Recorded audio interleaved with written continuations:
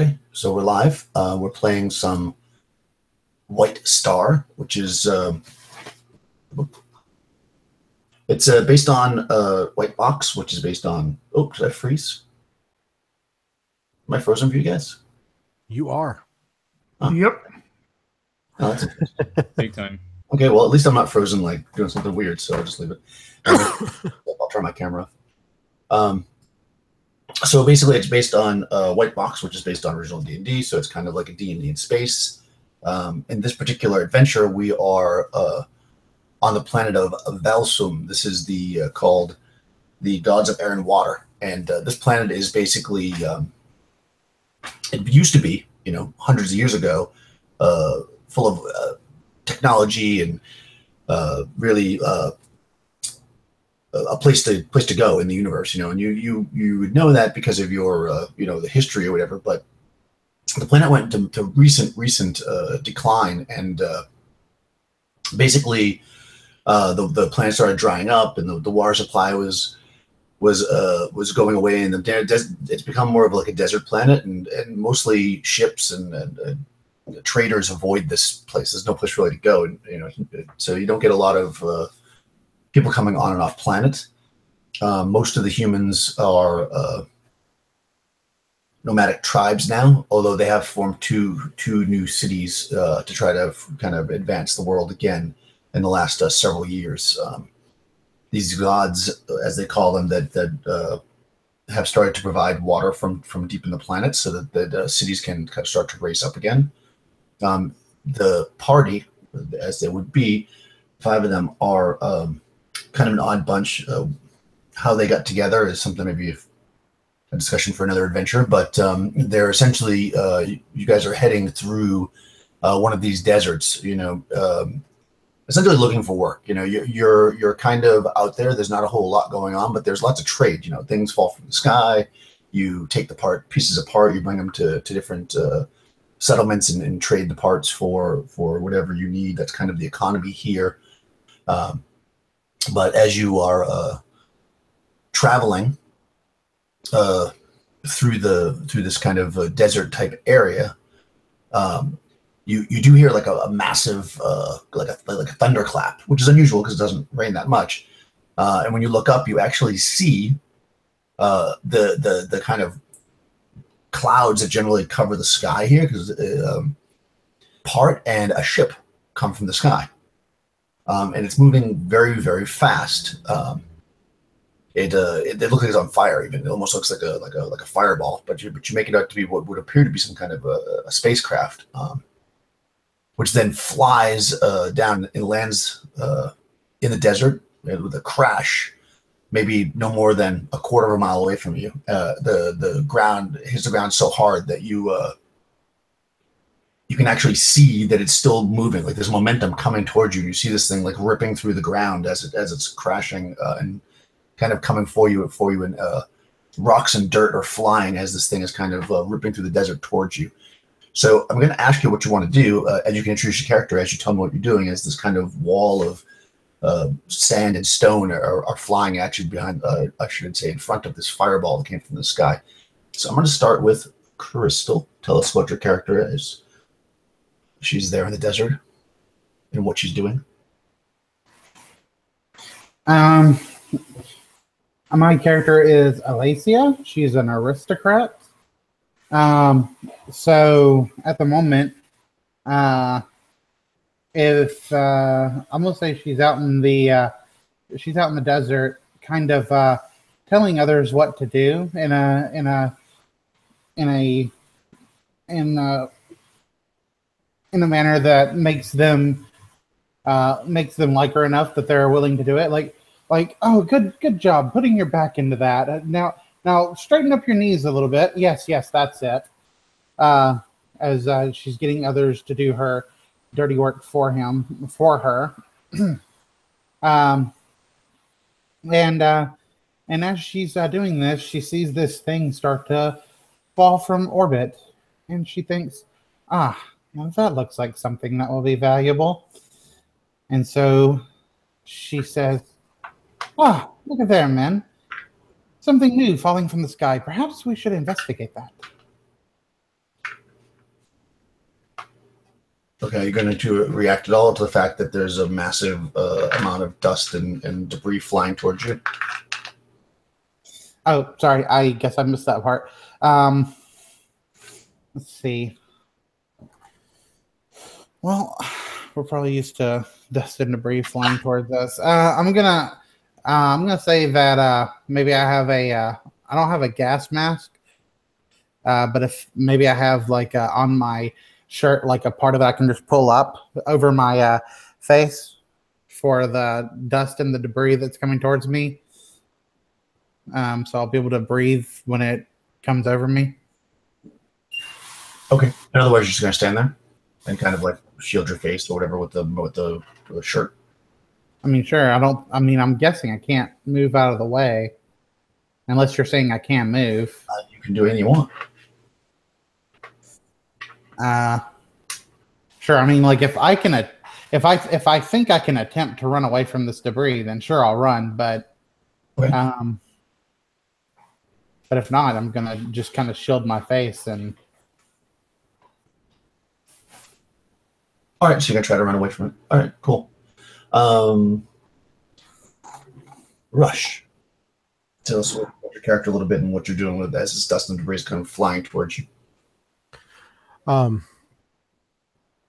So I'm playing Delgan, who is kind of a young mercenary. You know, old leather jacket, pouches all over, bouncing all over him. Keeps a pistol at his side and a short sword strapped to his other side. A little bit of what looks like a tribal tattoo running down side of his face over an eye. Am I to assume that we're traveling? Are we just all walking, or are there like pack animals with us? Or yeah, you're just walking at this point. You're kind of like the pack animals are not super common, especially when you're out this far because the water supply is so low. Okay. So as I'm walking, and I see this or hear this thunderclap and this ship coming through the clouds, I would kind of look up at it and just be like, "Oh, this doesn't look very good."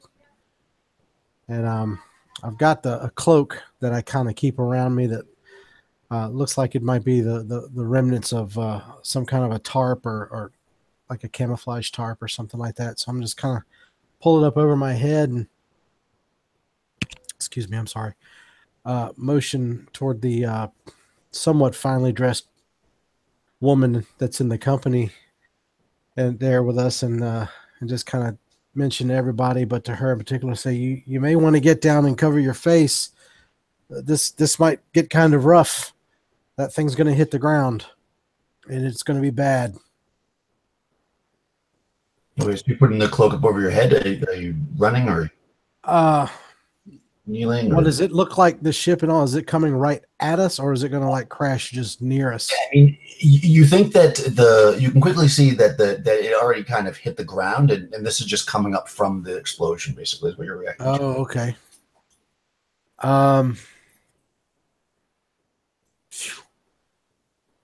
Okay.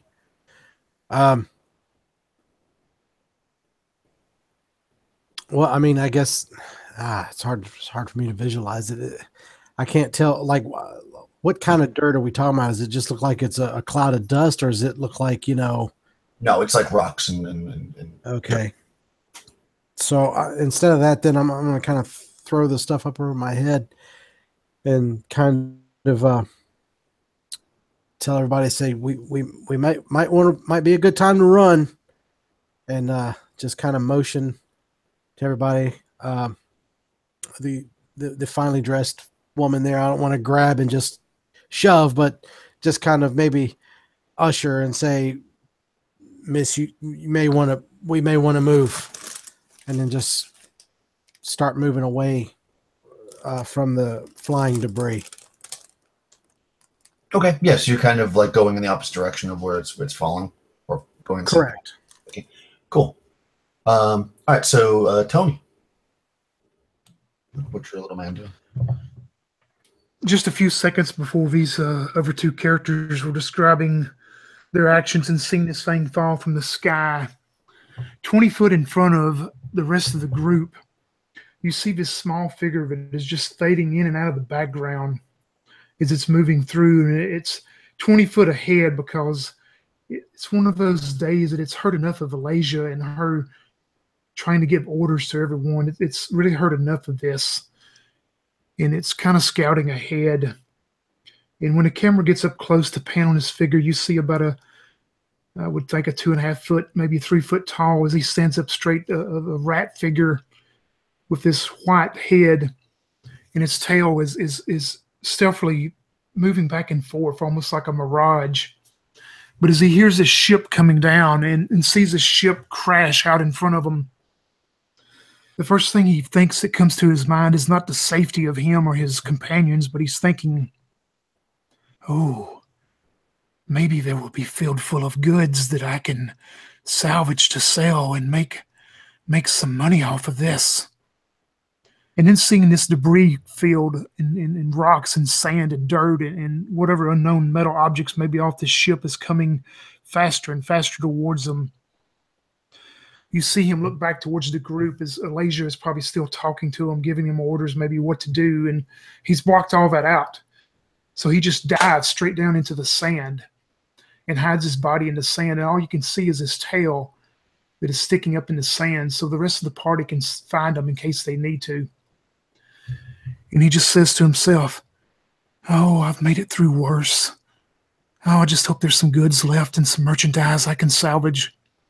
And I am playing a brewman by the name of Pleiades, the savant of inanity. Nice. All right, so you're going to dive down into the sand, trying to kind of bury yourself, letting the debris fly over you, basically, is your plan. Okay, correct. And how about Marcus? Yep, so I'm playing Corvus. He's a human mercenary. I think the first thing I would do, seeing all this dust and debris heading our way, is pull up this red scarf that I always have around my neck. Even though I have a face, like a mask on, something that encloses my full head as well. So I'm going to pull up the red scarf and immediately, I guess, start looking around to see if there's anything I can, like, crouch behind and kind of go just sit behind and ride it out. Is there anything I can, like, go sit behind? Or yeah, you see, actually, you'd have to run forward towards this debris, but you think you could probably make it to this, probably halfway between where you are and Pleiades. There is actually some, like, outcrop of rocks. You could probably get behind it and use it as a shelter if you want to run towards that. Yeah, I'm going to run towards that, and as I do, I'm, of course, going to make sure I don't step on Pleiades as he's diving in the sand there, but I'm going to pull out my rifle that I always have with me, and just kind of be clutching it really tightly as I go crouched behind that rock up there. So, and that is Corvus. Cool. All right. So yeah, this what you can tell was some kind of a craft that was surprisingly above the clouds, because you don't normally see. Probably in your lifetime, you haven't seen a ship that left the atmosphere. And this thing comes crashing down into as a fiery spear into the ground, and it stops, and then the cloud of dust and debris and rocks and stuff is flying towards you, and the party kind of scatters in various directions. You probably get battered down a little bit, but you're definitely fast enough that you can probably avoid it. So go ahead and make a save. I think behind the rocks you're probably fine, but everybody else make a save just to see if you can avoid any damage from this. That's on a D20, correct? Yep. Roll a D20 to match or beat. I failed. Okay. So we're rolling over the save number, correct? That's correct. Okay. Wow, I failed too. How about Alasia? How about Alasia? Natural 1. Nice. You know what? Roll it again. I'm going to say you tripped. And if you succeed this time, it just goes over your head. I failed. Regular fail. All right, so you just get hit with it. You're going to take two points of damage. And both Delgan and Alicia are going to take 2 points, and Players will take 1 point of damage. Okay. Yeah, and nothing further behind the rock. So you're coughing and stuff. Everybody's smart enough to cover their faces, so it's not too bad. It takes a few minutes for the dust, the actual like dust to start to clear after all this rock and stuff comes flying by, and you start to, it's almost dark for a minute because there's so much of the stuff going past you. So once you can kind of see again, you can see now in front of you. Like I said, it hit the ground probably almost a quarter of a mile in front of you, you thought, but it's probably less than 600-700 feet in front of you now. You actually see what looks to be a sky ship, which you are familiar with. Sky ships are basically kind of like spaceships, but they're open-sided, and they can be open-sided. They don't fly out of the atmosphere. It's a small one, and it's pretty heavily damaged. And you can see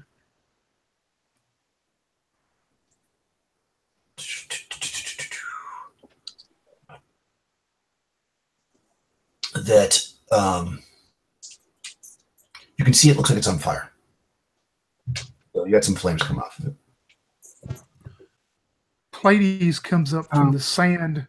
As he does, he's shaking all this sand off of him, and I'm sure that Corvus is seeing him come up. And after he shakes all the sand off, he looks towards Corvus and he goes, "Keep him back.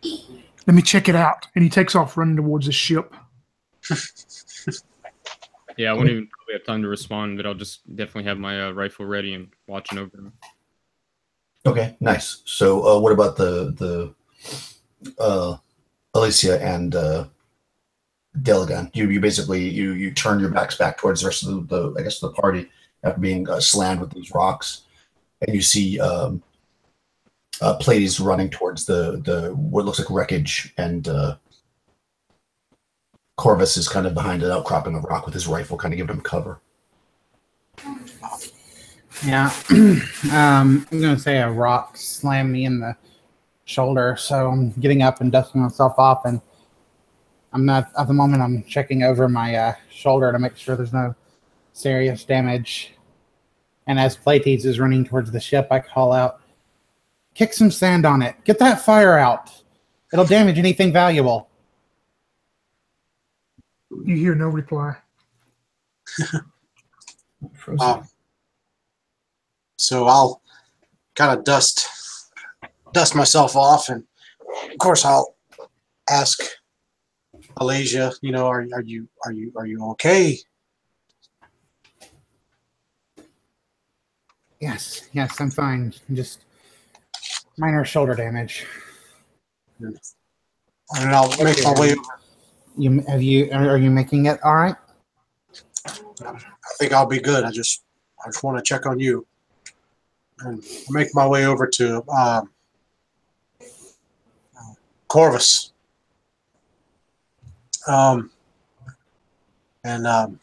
Since he's got a rifle, I'm assuming he's got a rifle. Does it have like a scope on it? Yeah, it probably has a nice mid-range scope on it. So I'm seeing Pleiades scurrying off. I'll make my way over to Corvus and kind of tap him on his shoulder, and so I'd say, "Well, what do you see through that scope?" And what is the what's it called? A brew? What? Bruman? A brew. What is the Bruman doing by himself? Well, let me see. And what do I see whenever I look at the scope? So you approach him and ask him this, and he kind of looks through his scope, and as you do, you see and Pleiades, you're moving forward. You're getting closer to this what you thought was a sky ship, but it's definitely different than anything you've ever seen before. It's much different than a normal sky ship. It looks like it's fully, or it was anyways, fully enclosed, and most sky ships are open on the sides for transport of goods in and out of them. This looks like it has almost like a plastic or glass kind of cover where the pilot would have sat. That is now shattered, and you see inside a young woman who's bleeding from the head. But you also kind of see as you look up, and you guys hear, and you probably maybe you have your rifle, maybe you look up from the rifle for a second. You hear like a whooshing sound, and you see what is definitely a skyship moving quickly towards the crash site. And you can see as it's coming, they're dropping out of the sides of it 4 ropes. And you can see guys getting ready to start to grapple down out of the ship when it gets to the crash site. Do I see this too, being closer to the? Yeah, 100%. You would be looking, you look up and you see that it's coming pretty close. It's going to get to you like in the next few seconds. Whether or not they've seen you is kind of because they're getting ready to come down. I pull out my. Go ahead. I pull out my pistol as I see these ropes dropping down, and I just go, "Well, this isn't good." And I cock my gun as I watch what's happening. Seeing this ship appear, that not knowing if it's friend or foe, the first thing that Pleiades is going to do is think, "Oh, the merchandise will have to wait just a moment." And he runs towards his cockpit. And is there any way that he could maybe get up there and assist this person down, or would it be too much trouble? Yeah, I mean, it's kind of like smashed to the side, so you could probably just pull her out of it. You can see that she's like somewhat conscious, and she's kind of like mumbling words, and she's got a big cut on her head. You don't think you'd be able to necessarily pull her out and get her out of there before the ship that's coming could get to you, though. Like you could do it, but not before they got to you. You don't think? He's actually going to try it, though. He's going to try to help her, not knowing at this point, because he knows for sure that Corvus will be right behind him, knowing that he'll back him, and he's sure that Delgan will be behind Corvus. So he's going to go ahead and try to help her out. Awesome. Okay. Yeah, so you get up there, and the reason why she wasn't thrown, you notice right away, is there was like one of these like seatbelts that crosses across the chest. So you probably have to take a knife out or whatever you have to start cutting that. And as you do, this ship it doesn't land, it just like hovers more or less above where you're at, and 4 men drop from the grapple down. They've got they're dressed all in black and like what looks to be like kind of light body armor, and they have helmets on, so you can't see their faces, but they look like they're probably humans. You do hear her as you're cutting her. She says, "Help me. Help me," and she looks like she's gonna like kind of pass out, and they're dropping down. So let's roll initiative just to get our action order. So this is just a D6, I think. So everybody just rolls a D6. Everybody, or is it one person for the group? Question: do you know if it's side initiative in this, Tony? I think it's. I'm pretty sure he does side. I'm pretty sure. Probably side. That makes sense. Okay, so side initiative. So whoever wants to, let's have Tony roll for this one because you're like right up there with them. Okay. A 1. They got a 6. I just want to see if they see you or not because you're pretty small. So I'm going to give a chance that they're surprised. Well, it could happen anyways. They might be surprised by you being there. And they are. So they actually don't see you. So even though technically they go first, they don't see you. So you see them start to move towards the ship. Kind of. They drop pistols once they get down. You see they have swords on their sides as well, and they're kind of pointing and like looking around the perimeter, but they don't even see you at all. They're not looking at you at all. Yeah, being that fade in the background that I have and stuff, I'm still using it, trying to get her out, because I know in my mind that Corvus and Delgan are definitely going to check these out now that they appear to be foes. So I'm still trying to help her out. Okay. What about everybody else? You see these guys, they drew their weapons. They seem to be making a perimeter around the ship. And how far are they from my location? They're probably about 100-ish yards or feet or whatever it is outside. It's yards outside. Maybe about 100 or so. Okay. From where you are. My rifle is 150-foot range, so yeah, I'll take a shot off at one of them if I don't have a risk of hitting. I think you should melee in this. I'm going to say you can. I'm not going to bother look it up. Yeah, so that's what I'll be doing. Plus, they're not really engaged with him. They're just, yeah. So if your range is less than 100, then you can still shoot as long as it's less. Not. You can shoot up to double your range, but then you'll be -1 on your attack. That's basically how that works. Before you take that shot, can I stop and like wait, let me try to talk us out of this. Sure. Okay, can I like run forward to these men? Put my gun away. Yeah, sure. All right, so you're gonna just run out there. Yeah, I'm gonna kind of step, and I'm gonna get their attention. Hopefully, my allies are kind of hiding behind me. Well, And not gonna to say- interrupt you, but as she goes, I was planning on running up there anyway. So if she's going to run up to them, then I'm just going to follow right behind, and I'll just keep my pistol like behind my back and just kind of trot along behind her. That way it gives me an excuse to go up there. Okay, fair enough. All right, sorry, and go ahead, Crystal. Sorry. Okay. So Alicia is going to go up, and I'm going to have my, as I approach, I'm going to say, hey, what's going on here? And I'm going to just kind of have my hands up, non-threateningly. Mm-hmm. Okay. So they turn towards you, and one of them says, "Another one, take her and kill that one." And then they're going to shoot at you, Rush. Oh, shit.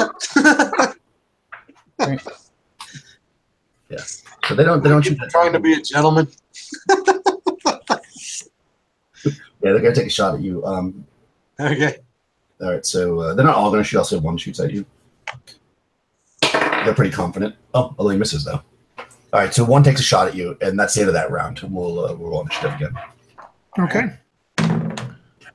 They still don't see your turn. 5. So they're going to go first. So now one guy takes a quick shot at you, and then they all turn. They're just going to all hammer their guns and shoot at you, Rush. You're about to get. Damn it, Tony. No. You need that extra character.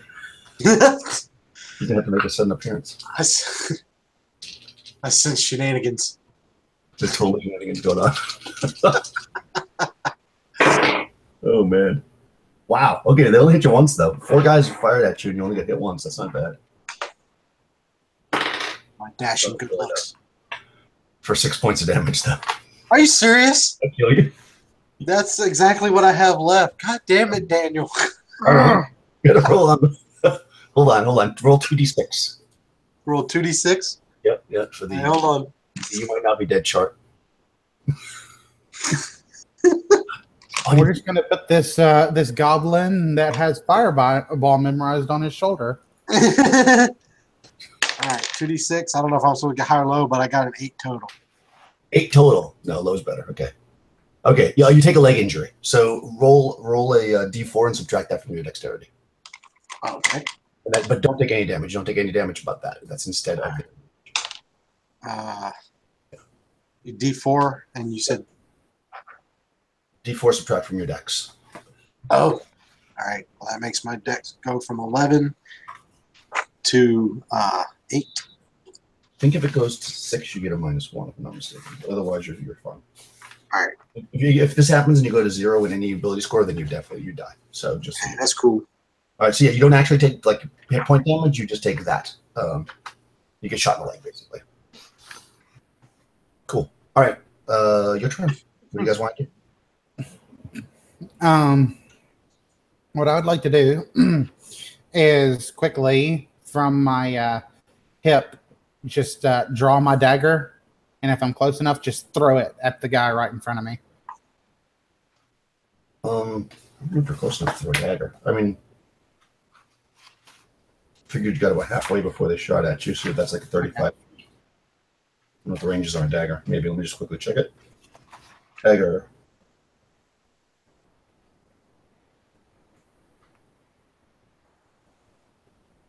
Oh, yeah, they're not even listed as a thing here. I'm gonna say it's too far away to throw a dagger successfully. You got to throw it like 30 feet. That's pretty far. Okay. Yeah. And I'm about 50 feet from them. Yeah. Okay. So let's see. At 30 feet away, do I get any kind of disadvantage for throwing it, or? No, you can run forward and throw it. Okay. I'm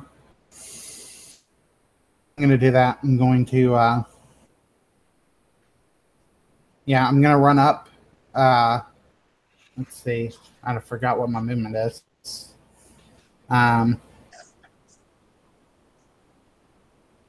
You can run up that far. You can run 1/3 your movement. You're probably not carrying much unless you. Actually, I'll tell you what I'm going to do instead. To the guy that's shooting at me, I'm going to use my or towards one of these guys, one of the guys that's in front of me. I'm going to use my silver tongue, which allows me to use charm person meditation, and I'm going to say, "Well, what are you shooting at us for? You're supposed to be shooting at them." And I'm going to point to his allies, trying to use this meditation to influence him. Cool.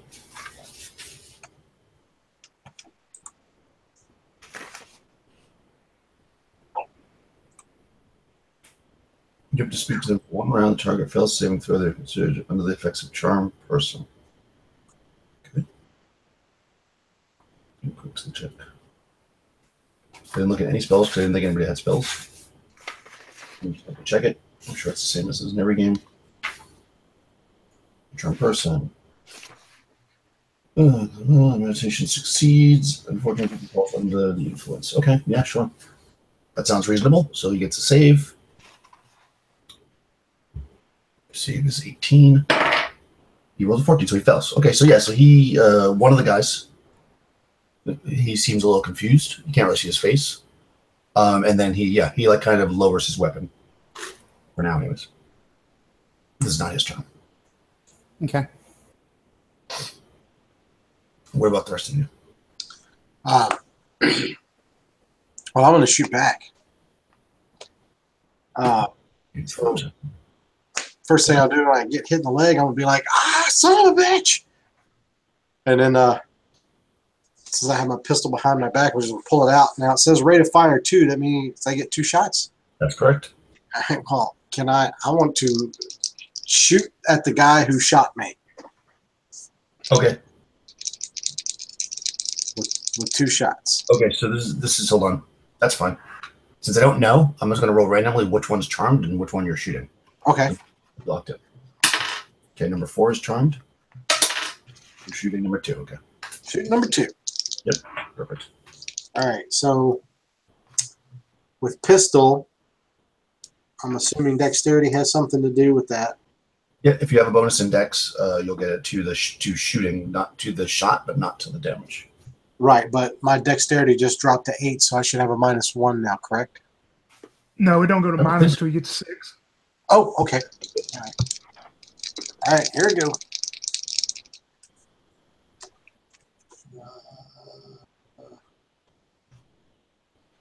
Looking for the... Okay. 2 shots, 17, and a 9. Okay. All right, so the AC is 5. So that 17 will definitely hit. I don't think a 9 will, though. No, I don't. We'll chart here. 62. Doesn't have a factor listed on here. All right, so that's 1 hit. That's for 1d6. Yep. For 4 points. Oh, nice. And that was number 2. Yes, sir. Drops dead. Sweet. Son of a bitch. He shot you. You shot him back. That's right. How about you, Tony? You've got the girl cut free now, but there's a firefight happening around you. So would I have to spend all my turn still helping her, or could I do something else? No, she's cut free. I mean, she can't. She's Okay, going to good. be more or less passed out. You're going to have to drag her out of there. So if you want to drag her, Well, yeah, I'll spend my turn dragging her out away from the burning ship. Then I guess to go ahead and get her out to safety. okay, fair enough. And how about Corvus? Yeah, I want to just take a shot at one of the non-charmed ones. Perfect. Okay, I rolled a 2. So, am I close? I'm going to say a 2 doesn't hit. Okay. I'll look it up. You almost hit the charmed one. Yeah, it probably raises the One. one. And I'll let out some curses under my breath. What page was the table on for the attacks? Sorry. 43. Yeah, 43. I have that open. Sorry. My book is so new. It's like It's hard to open the pages. All right. Coolio. That was the round. So now next round, initiative. Okay. Hey, I got a 6. All right, go first. So you've dragged her away from the ship, so you think she's pretty safe. I mean, she's not so far away that she couldn't be shot at, but they're not shooting at her right now, as far as. And there's still 3 of these foes up. Is that correct? That's correct. Yeah, I'm going to. I would have heard the shots, of course, and stuff, and I see probably see Delgan, favoring his leg some. So I'm going to look at the closest one of these, and if you want to, I probably wouldn't know that one of them's charmed. I would have been busy helping her, so I probably didn't see Elijah do that. So I'm just going to pull out my black powder pistol and aim at one of them and shoot. Wait for that. Oh, okay. You shot the charmer. Let's see. That hits armor class. Let's see. Oh, yeah, I get a plus. So, yeah, that's going to be good. And then that hits armor class 3. Okay. Yep. He's armor class 5, so you hit him. And it actually does max damage 6. Okay. You shoot him. He dies. Okay. 2 I'm down. going to start reloading my pistol. Nice. How about Elijah? Your guy was about to try and shoot, but a rat popped up and blasted him. That rat bastard. Yeah, I cursed under my breath. But I regained my aristocrat-like pose.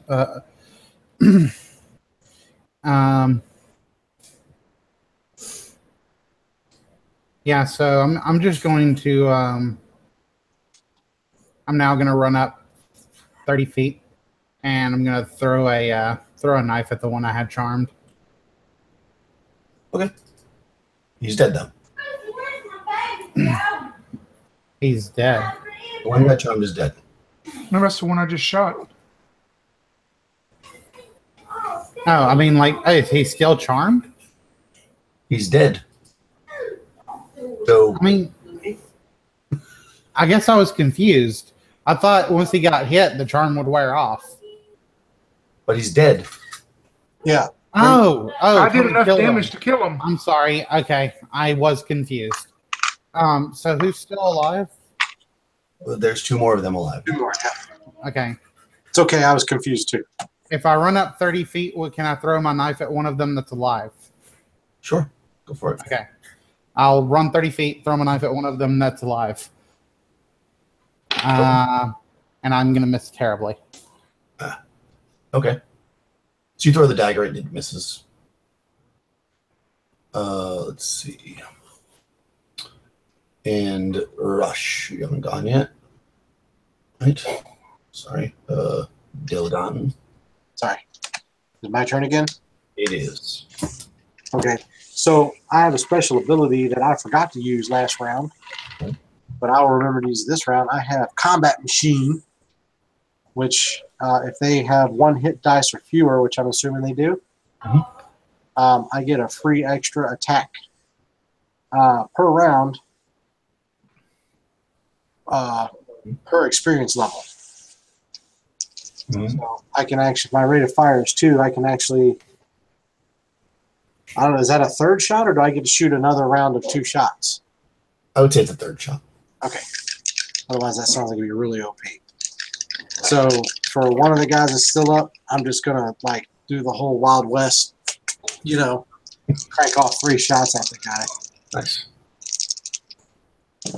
And I got a 13, a 16, and a 20. Okay. Well, that all seems very good. Yeah. I don't have the chart. I don't know what my factor is. So he thinks he has 5, so you need a 14. 14. All right. So that's 2 hits, but one's a. Do they do criticals in this one? Nope. Nope. Okay. So that's 2 hits. All right. I apologize. I did not get to read as much of the. No, it's fine. I'd hoped. 2d6. That's 9 total. Oh, that definitely kills him. You kill 1. Take that, you son of a bitch. And I think the only person who hasn't gone yet this round is Corvus. Yep, I'm gonna go for one of the non-dead ones. I think I also get this this ability. I'm a mercenary as well. I didn't see that. So I guess you get 2 shots, yeah. Yep. All right, great. So let me roll them.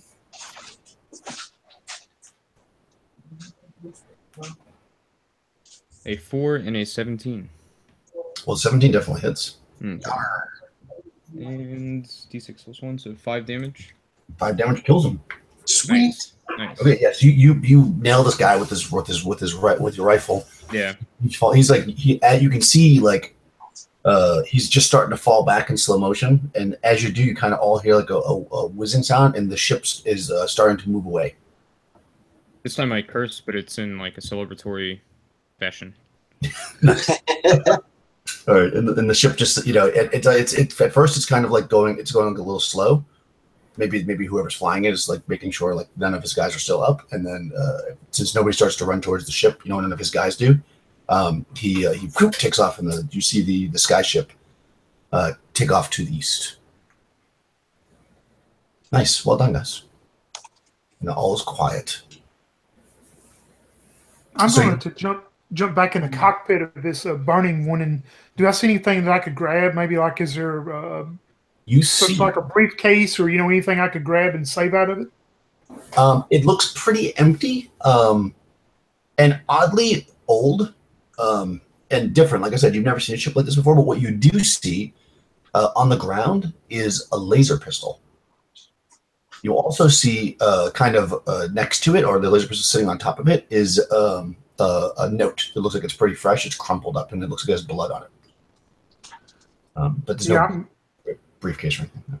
Yeah, I'm gonna grab that, and the laser pistol. No one else has probably seen it, so I'm gonna grab it and hide it inside one of my jackets or whatever.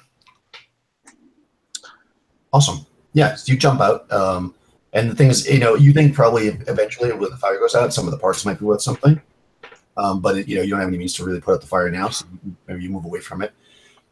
You can see that this woman is kind of passed out at this point. She's bleeding from her head. And if you were to look at the note, do you want to look at the note? Yeah, I would, because I'm probably guessing that the rest of the party is probably looking at these soldiers or whatever. So yeah, I'm definitely looking at the note. Sorry, yeah. What's everybody else doing? Yeah. Sorry. Yeah, I definitely want to. I want to grab my dagger first, and once I get my dagger back, then I want to check over one of these soldiers because you said they had swords and guns on them. They do. They're all in like kind of a uniform, if you will, a uniform type armor, almost militaristic, with these like all black with black helmets. They each have a sword at their side, and each one of them had a pistol with a holster, and like a bandolier with bullets. So they all had. I mean, each one of them shot I think 4 times, so they each one of them has 16 bullets left. Okay, cool. 4 pistols, 16 times 4 bullets, and 4 swords. So okay, I'm going to say to the party, I say we each get 1 body. Yeah, I could use bullets myself.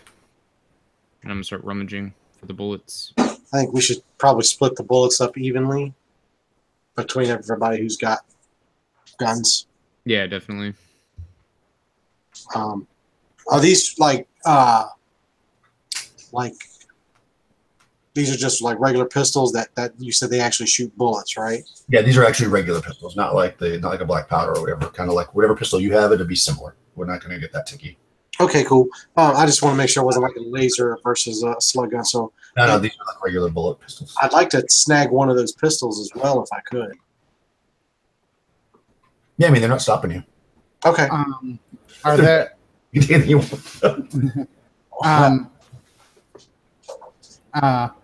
Are their ammo? I mean, not their ammo. Their uniforms. Do they have any markings or anything that we would recognize? No, you've never seen anything like this before. Okay. Very, very unusual. It looks like it's pretty good armor, but all of it has holes in it at this point. So you could probably wear it. It'd be fine, but you're going to be wearing something that has a hole in it. Okay. Or multiple holes. But I mean, it's human size, so it would fit on you. It's probably I don't know what kind of armor it has, but it has the equivalent of medium armor, but it's like a bodysuit, so it's kind of like it's lighter weight. Right. What about these helmets? Do they have any kind of like built-in gas mask or anything like that? No, they're just like armor, protective helmets. Okay. Okay, I guess that's all I need to know about them. I'll take a sword, and I guess I'll go ahead and grab myself an extra pistol too. Okay, yeah, like I said, there's 4 times 16 bullets, and then there's 4 pistols. They're all armed exactly the same. Like it's pretty obvious that they're soldiers because everything they have is uniform and the same. Yeah. All right, so everybody grab 16 bullets or whatever. Okay, so by the time you're looting those bodies, you see the Roman kind of come out of the ship, and you may be gathered around this woman who is she's kind of dressed in like just regular kind of clothes, but they're kind of dirty, and she cut up. And if you were to look at her, there's 4 sets of 16 bullets. So whatever the math that is on that, 64 bullets. She looks like she's maybe been beaten. And if you were to check her like more closely, like around her wrists and stuff, you can see there's lots of bruises and stuff. Like maybe she had been tied up, but she's very unconscious. Platis would know that there's actually the closest place that you could go if you wanted to help this woman burn someplace would be there's a Broman outpost. It is about half a day's march away though, but that's the closest place you can go. The nearest town after that is 5 days. And what did the note say, or did I miss that? Oh, did you want to look at it? Okay. Yeah, sure. I would look at it while they were scavenging his bodies. Okay, sure. You open the note up, and it's kind of crumpled, and like I said, there's blood on it. You kind of peel it apart. It is written in trade tongue, so it's pretty. You would definitely be able to read it as a Bremen. And it says the gods are a lie. The gods are a lie. Okay. Could I tell if it's handwritten? Would I be able to tell if it's maybe from a male or female? Does it look like, the writing? Yeah, roll under your intelligence and we'll see. Oh, don't ask me to do that again. 16 out of 7. Yeah, I mean, it was probably written by a robot. No, you can't. It was definitely written in a hurry, so maybe it was hard to really interpret. Yeah, I'm going to take this note and wad it back up again and stuff it into one of my pockets inside my jacket. And then I'm going, seeing that she's unconscious, I would try to give her some water from my water skin. But seeing she's unconscious, I approach the party and I go, "Did you get everything that you could to salvage? I couldn't find anything over there that's worth anything. But there's a Bruman outpost that's probably a half day's travel.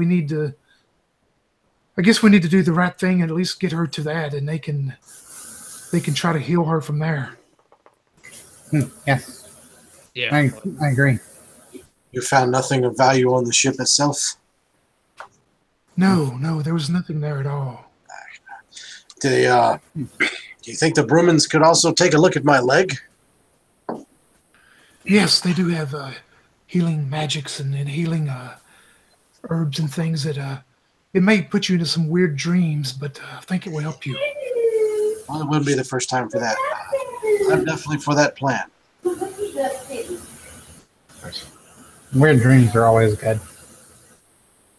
Tony, roll a d12 plus 6, and that's how many shots. A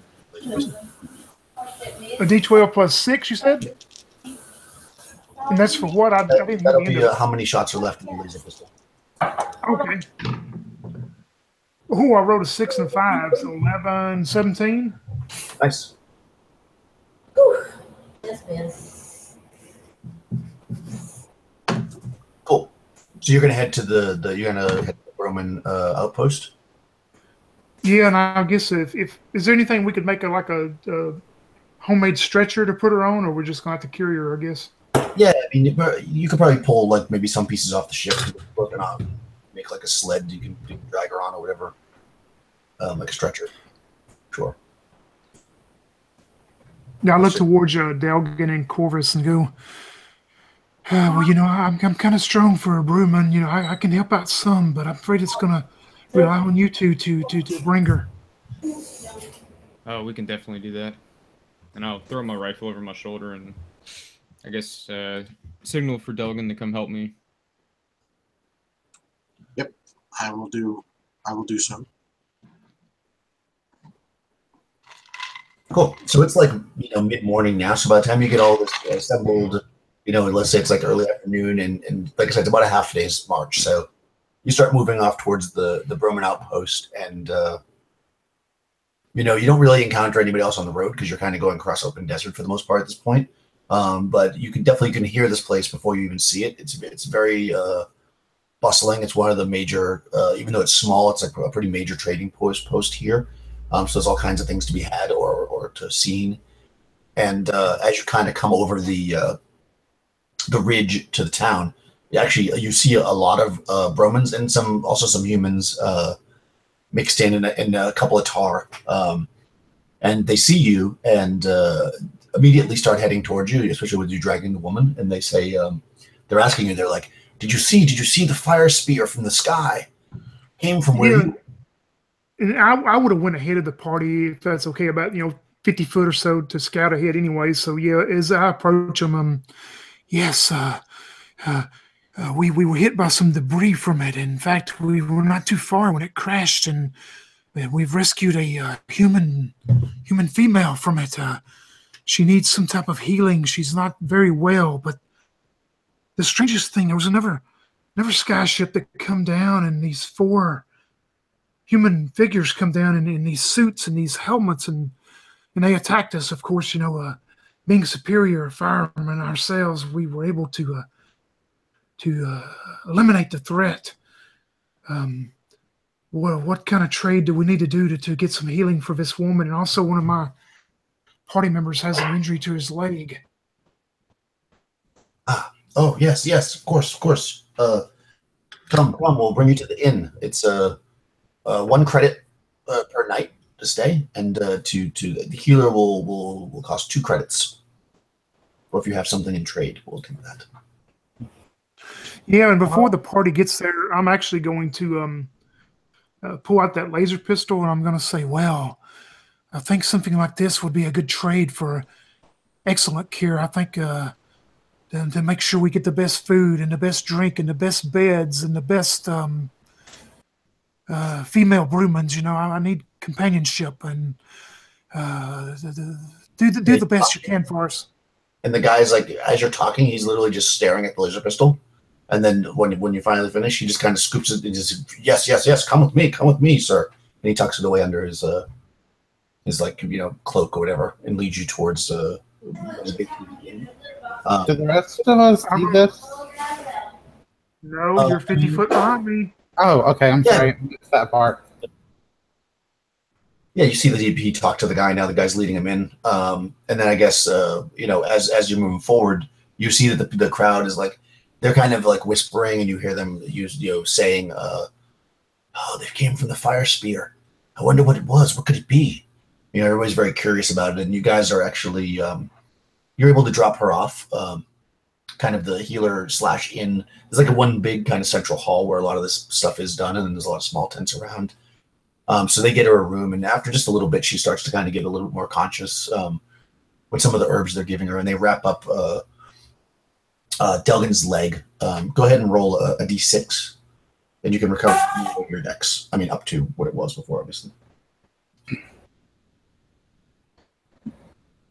I got a 4, and I had only lost 3. Perfect. So you get it back to where you started. Sweet. Yeah, you get really good. Yep. Would they be willing to look at my shoulder? Oh, because you lost hit points? Yeah, for sure. Okay. Yeah, you guys can you can roll they'll use a med kit on you, which is you only lost 2 hit points, right? Yeah. Yeah, so you're healed because at the minimum it does this too. Okay. So is anybody else hurt for hit points? Me and Marcus lost that 1, so we'll be back to full. Yeah, you're back to full just from a night's rest, so you don't need any healing for that. Okay. Yeah. So you could stay the night. I mean, basically what you're able to garner is that this is, you probably knew this as a Broman, at least on some level. This is a pretty major, like I say, trading post. And there's lots of information to be had here about things going on. And you're probably keeping that in mind, thinking to yourself, this could be a place where you could get some work to do other things besides, especially now that you've kind of made such a good impression with the laser pistol. Of course, nobody else knows that. When she's okay to talk, they come and get you guys. And they say, your lady has awoken. She'd like to see her rescuers.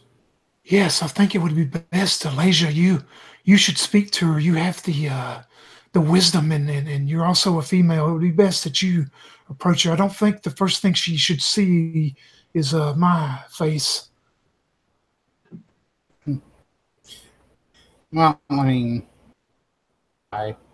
so I'm not sure if you would really surprise her, but sure, I'll go first. That's no problem at all, my friend.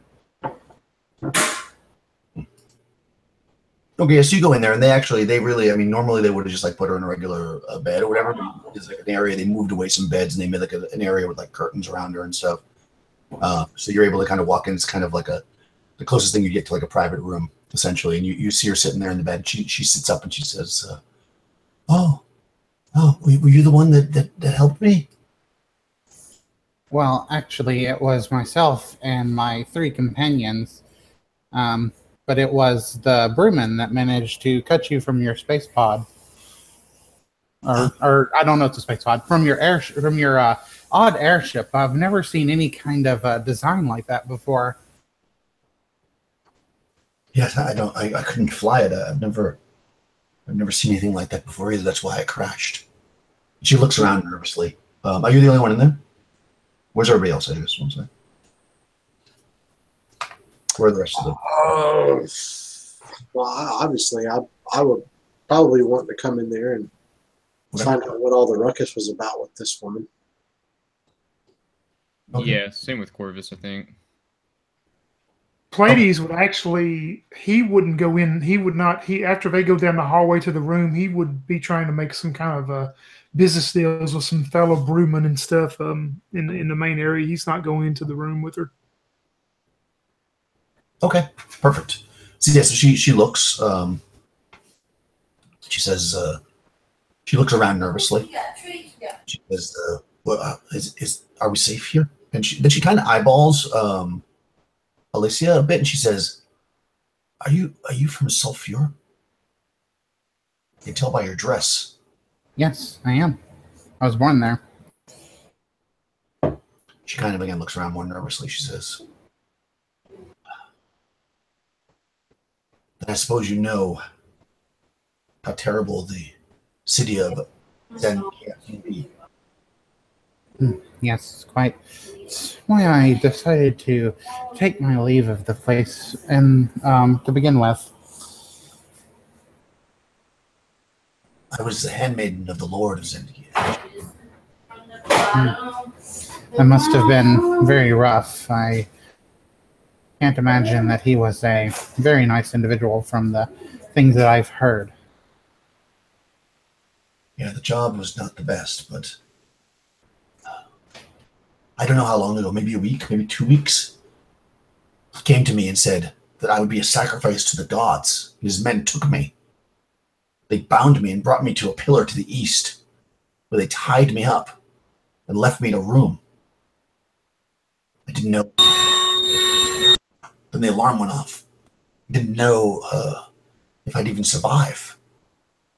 Then I woke and was brought into this room, and men dressed entirely in black, with black helms and black armor and swords, told me I would be a feast to the gods. I ran where my strength may have come from, and I got past them and jumped into this strange ship where I thought I could fly, and it went into the sky. It went higher than I've ever been, through the clouds, and then crashed. And I woke here. If she'll allow me, I'm going to kind of take her hand and pat it softly in order to comfort her as she tells her story. Mm-hmm. And say that must have been a very difficult ordeal to go through. Wasn't now? I can never go back to but at least I'm alive. Out of character, Tony, did you ever tell us about the note? No, I kept it to myself. Yeah. Wow. Do you have family in Sophia? No, I have no family. But now I just have one dream, and that is that those who captured me can never sacrifice another. Yes. Out of character, Daniel, is human sacrifice to the gods something that we actually know happens? Nope. You've never heard of it before. Okay. Well, I can't believe that they've stooped to sacrificing people. That's quite unbelievable.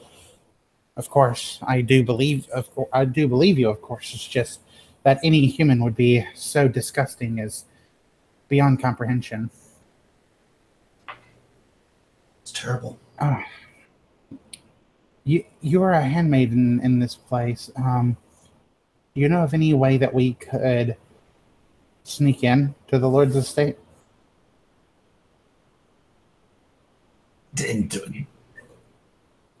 No, I mean, Well, you said that they were going to sacrifice you to the gods there, correctly? not that they took me away. Oh, I'm sorry. I misunderstood. Do you know where they took you? Just to the east. I don't know. It was if you follow the sun to the east. I mean, I flew very quickly. It didn't take very long on that ship to fly, but I would imagine it would take a week or more to journey. Okay, then. Well,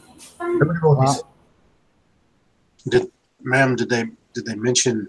You said they took you to the east. Did you ever hear them talk about where they were taking you? mm-hmm. Roll a d6 and I'll tell you. 5. I got the same thing. Marcus.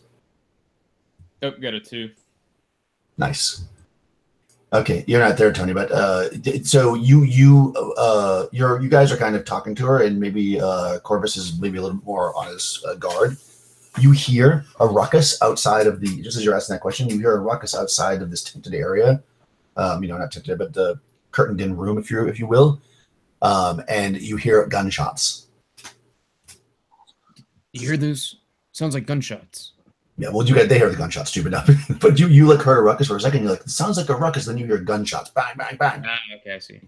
Yeah, but you're going to be able to make a move before anybody else can. So if you want to do anything, I would like to head in that direction with my rifle drawn. Yeah, you can pop out, and if you do, you'll see actually 3 men with pistols, and they seem to be they've killed a couple of brewmen, some of the people that were helping you even. And they're kind of you hear them say, "Where is she?" Yeah, I'd try to shoot one if I could. Yeah. You also am I going to hear this anywhere where I'm at, or would I have heard it too, or? Yeah, Tony, you definitely would have heard it. Roll like a d4 to see how many rounds it'll take you to get there. Okay. 2. Okay, good. So you'll get in 2 rounds. All right, so Marcus, you can shoot this round for free for initiative because they weren't expecting you to pop out. Yeah, I've got a 4, so the shot rings out, but misses. Okay, sure. And they turn towards you. They're more than 1 hit die, so you don't get the bonus. So now it's initiative time. I guess because you're kind of leading the fight, Marcus, you roll initiative for your side. All right. They got a 4. Got a 5. Okay, you got to go first. So what do you guys want to do? Corvus stepped out and took some shots. You guys are still in the room with the girl who now looks very frightened. She's trying to like move like off the bed, but she's pretty weak. Basically. I would mention to Alasia.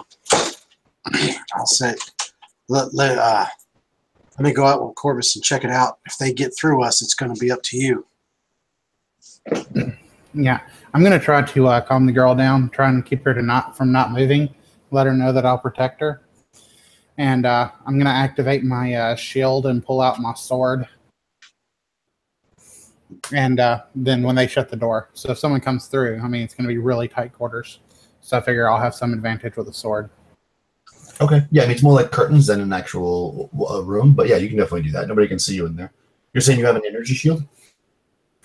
I have a metal shield, but Yeah. I kind of imagine it like maybe kind of some kind of bracer, and it just kind of like, like fans out like a circle. And if that's too dumb, then I just pull my shield off my back. But That's fine. that's what I imagined in my head. Why not? That's pretty badass. Good. And All right, your shield. Crap, so. Why not? You can have the spaceships. You can have a shield. Okay, so your shield opened. I was just asking because the energy shields are good against different types of attacks than the regular shields. Cool. All right, perfect. So you're gonna bust out. So you can come out and shoot if you want. Delgan, you can pretty easily calm her. I don't think you have to roll for that. I mean, you're just trying to calm her down. She's just afraid that she's gonna get shot. I mean, yeah.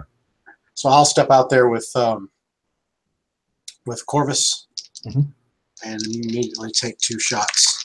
Yeah, you see these three guys standing there with pistols. All right. They look similar to the guys you saw before. As far as the way they're armed, they have pistols and swords, but they're not in like the black armor or whatever. They look more like just like mercenaries. They look like you. Okay. Damn it! I got a 7 and a 16. So 16. Their AC is 4, so you need a 15. So you hit them. Sweet. Got 1. Got one of them. And that's going to be 4 or 5. Nice. That was mercenary number 1. And you get 5 hit points. Boom, that kills him. Boom, you take 1 down. You could shoot 2 if you want, Corvus, or whatever else you want to do. Yeah, I'll go ahead and shoot again. I guess to the same target that I was tried to shoot earlier. Okay. Ooh, a 20. It's like nice. And 7 damage. 7 damage. Well, that'll kill either one. Let me see which one it is. This guy. Okay, good. Boom. You shoot another one down. He drops. There's only 1 left. Nice. Okay, let me just do something here. I'm going to make you make a save. See if he might run. Yeah, he starts to run. He's running, and he's like shooting his gun off in front of him, like to make sure that people get out of his way. Like he's kind of like being very reckless. And he like sprints out of this large like great hall, if you will, that's kind of divided up into smaller areas, and he just runs out. There's no way to get a free shot at him. You could shoot at him. There's a lot of people around, so if you miss terribly, then you can hit him. That's what I'll say. But you can definitely get shot at him if you want. Got to be a good person. All right. I mean, you could chase him outside and do it. Oh yeah, I'm gonna chase him. Yeah. And once you're outside, it'll be easier. We're in a big hall. He's running through people on purpose, so you don't do that. They do exactly what you're doing. Yeah. But if you want to chase him, you sure can. Yeah, I'd like to see if I can catch him. Okay. My leg's healed up, so.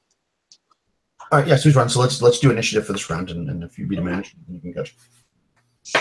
Let's see. Oh, well, they got 6. Go for it, Marcus. Get a beat of 6. Oh boy. Yeah, I don't know about that. A 2. 2. Okay. Yeah. He there's a lot of people like falling and scared in front of you, and he gets outside before you get to him. Damn it. Yeah.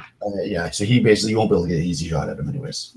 All right, I'll head back over and to go check on Corvus and whatnot. And as I get there, I'll just kind of, take a fist and lightly tap him on the shoulder and be like, "If this keeps up, we're gonna make quite the name for ourselves." Oh, I agree. So the 2 guys, they each have a sword and a pistol. If you were to check them, they're wearing armor. They've got medium type armor on, like chest plates. If you're interested, but not like any kind of special armor like the other guys had. They just look like regular like mercenaries, for hire type things. I would be interested in it.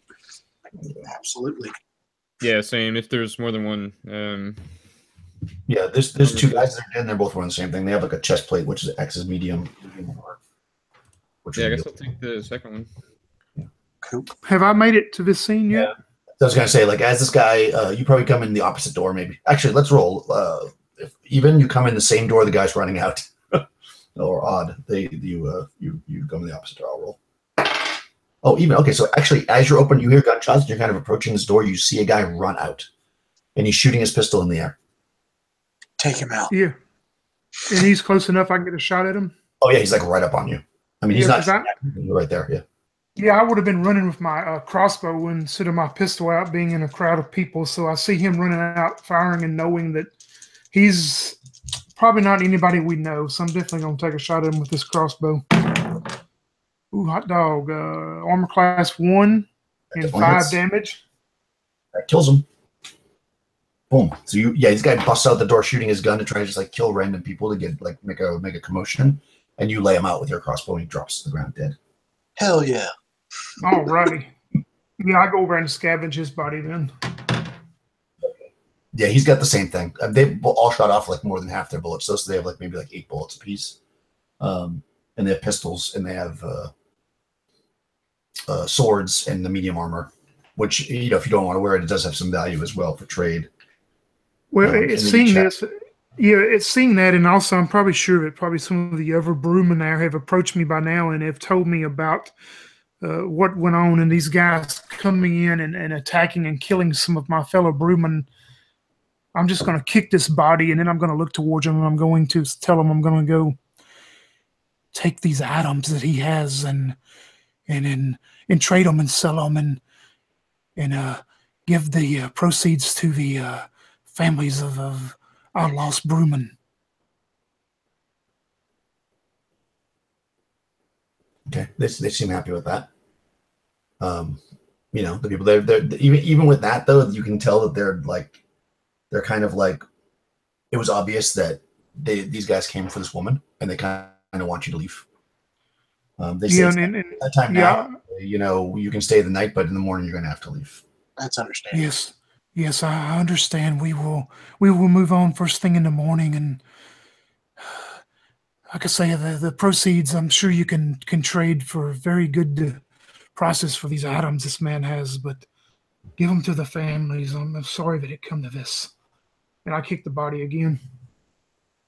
Yeah, they're not super happy with that. So I mean, they're happy with that. I mean, they're not happy that these guys came and did this. So they're kind of pissed off, and they set like some extra guards up around the perimeter.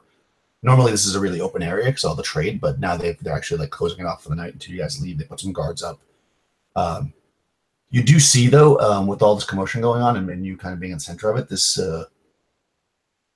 rather tall to you, especially creature, a tar, which you would know what a tar is because you've done plenty of trading. He comes up to, he's 10 feet tall, he's got 4 arms, walks up to you and he says, that was some good shooting. Oh, thank you. Us brewmen, as you probably are well aware, is the shadows are our friends, and the last thing he was thinking was he was going to get away to his next meal, but he didn't realize his next meal was me, and I took him first. Yeah.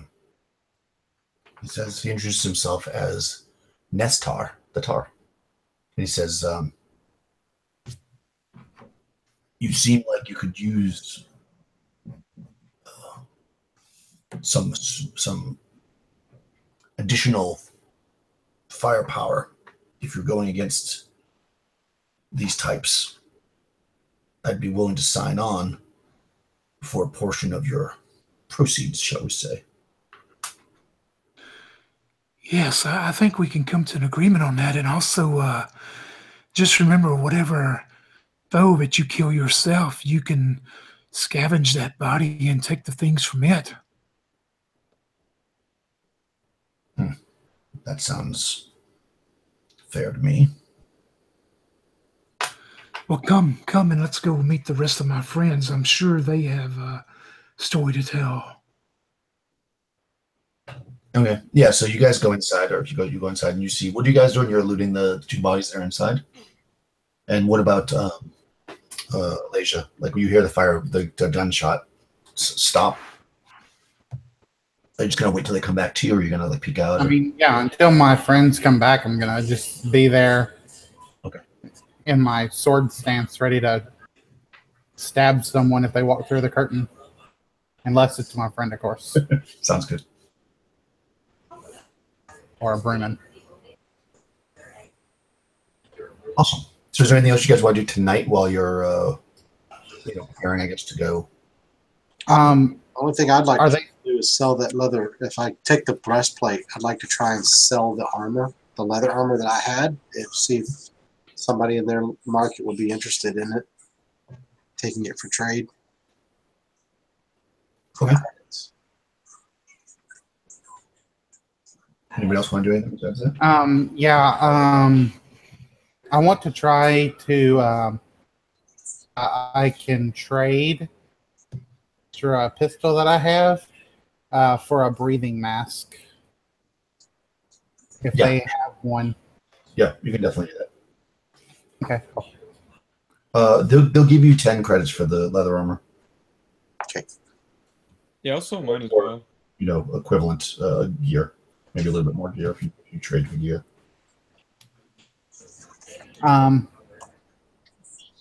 That pistol is worth 45, and the breathing mask is worth 20. Can I maybe get a set of fine clothes as well? No. Okay. They were happy to take it. They're like, yep. But plus, they probably don't have fine clothes. All right, that's fine. Okay. Pleiades, all he does is go to the party and he says, I have us enough good biddings for us to stay the night, but we have to leave early. These deaths have caused some unsettling in my community here of fellow brewmen. I will see you in the morning. As the eyes of a gray female brewman have caught his eyes, and he approaches her and retires to his room for the evening.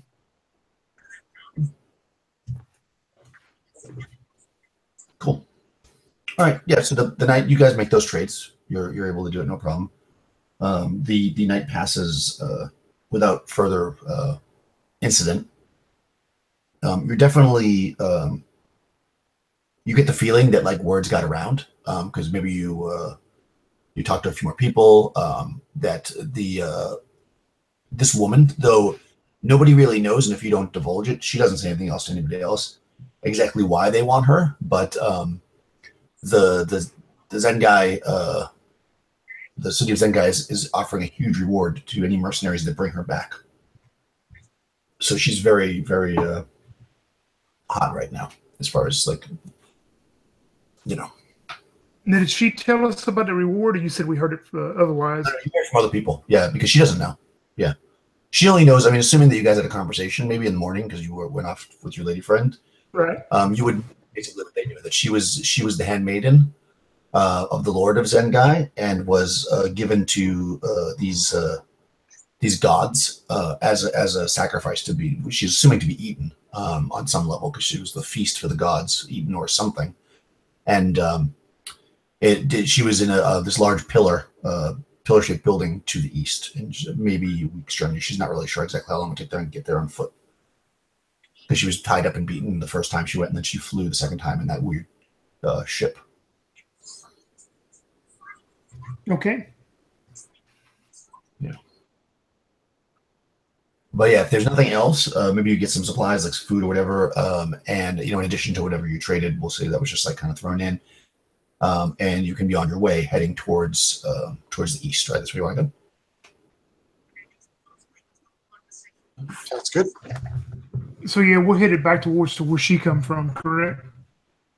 Yeah, like you'll head back towards where the ship was, where the ship crashed, and then you'll kind of head off to the east because you went south. Okay. I mean, you can kind of go at an angle, I suppose. You'll go the shortest way. I mean, unless you want to go back to that ship for any reason. It probably does have value, but it'll take you time to take it apart and stuff. I would have told some of my fellow brewmen about it and got them to send out a scavenge crew, I guess. Okay, yeah, and they offer you like a contract for a percentage of it. We'll say that seems reasonable. For the finder's fee or whatever you want to call it. Right. That's fine. Yeah, and you're heading to the east. So one time during your trek, you may encounter something. So let's see. You do. Star Dragon. So, yep. Restless. Let's see. On the fourth day, so you guys have been rolling along. She seems to be feeling better and better. I don't think I told you her name. Her name is Mary. She's actually doing a bit better. She's definitely not a combatant though. She's just kind of a person. So, but she can help with the fire and help her on the campsite and carry stuff. And she's very willing to help however she can. She's very much. She does say in passing that it's a shame that the ship got destroyed because she had stolen a laser pistol and it would have been very useful. But you know, it is what it is. Yes, it did. I'm sure it burned up in the fire there. Okay, so you're on the fourth day. You are kind of moving forward, getting close to the end of the day, and you actually come across what is the like a ruin of a city or a small town. It looks like you see like edges of buildings. At first, it just looks like some rocks, and as you get closer and closer, you see that this was actually some kind of a civilization at one point. There's actually some buildings and such here that look like they give you some shelter and that kind of stuff if you wanted to investigate and spend the night there. It's not quite time that you'd normally stop, but by the time you walked around, you'd probably have to eat. So if you want to do that, or you can just go past it. And Pleiades would suggest, let me go ahead. You know, I can move quite better than the rest of you can. Yes, it's a good idea. Let's see. These I didn't read in here, but like my things like powerful speaker and silver tongue, can I do those like once a day or? I haven't seen it in here. I looked for it. I don't know if those are like special things, like because like powerful speaker is that you make a powerful speech that gives allies who hear your voice a +1 to hit bonus and saving throw for the next hour.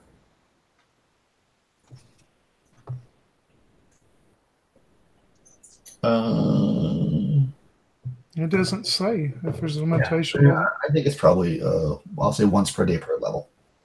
Okay. Because otherwise, the other one. Otherwise, you could cast Charm Person as much as you wanted. That would seem too powerful. Yeah, that's what I was thinking. Like I was thinking, it doesn't make sense. So before he goes to investigate, I'm gonna say to him, remember, you are the shadow. You are the desert. You are the sand that lies on the ground. You cannot be spotted. And as I cast powerful speaker to give him a boost in morale. Nice. Pleiades looks at you and he lets up the whatever little smile that he can. He says, "You always have such magical words to speak to us. Thank you." You're quite welcome, my friend. Okay. So you enter into the general area of this. I mean, and again, you get the feeling as you're walking through, because, you know, you have to imagine that as you're walking, like you start to see the signs of what was probably a civilization, and you're just kind of walking through it. And you eventually reach what was probably maybe the center of the town. And that's where most of the buildings are still standing, because those are the better built ones. So you're kind of all in the area of the town, but the area you're investigating is maybe the size of like two city blocks. And yeah, so you go into it and it looks like people often stop here, you would guess, because you see lots of areas where there's been little fires and things. And you definitely see that some of these buildings have never been opened, though. Like you can see there's like or walked into, because some of the buildings are still like partially standing. But there's a few like areas around the outsides of these buildings where people set up fires. So it looks like it's probably a popular place for people to stop, but maybe they don't, you know, go do too much investigation here for whatever reason. Okay, and you say we do have enough daylight to maybe investigate around there? Yeah, 100%. Yeah, I'll go back to the party, and well, it does seem wayward travelers do stop here quite often. Found some old campfires, and it appears to be maybe some resources that have untapped. We have enough daylight; we can go in and investigate, and some of us can build our fires as the rest of us investigate. Yeah, I think it's a good idea. Use that daylight wisely. Yes, I completely agree. Mary, that was her name, right? Mary, the maiden who's with us. That's right. Do you think that you could get a fire as we investigate the area? Yeah, 100%. And Yes, we can have a. and also the tar can help with that, like getting wood stuff because he's pretty strong. So yeah, they can set up camp if you guys want to investigate. You can all roll a search, like a d6 for search. Do you find it interesting? 4. Yes. And I got another 5. I got a 6. Sweet. 3. Okay. So, Corvus, roll a d6. Okay. A 6 again. Goddamn. Oh, okay. So you see what looks to be a like you're kind of digging through and you know stuff and you're looking around. You see what at first looks like you're like, oh, this is like not worth picking up because it looks like an energy cell and you're covered in dust and you're like an energy cell would be well depleted by now. But you kind of pick it up anyways because you're not finding anything else, and it looks very, very unusual from anything you've ever seen before.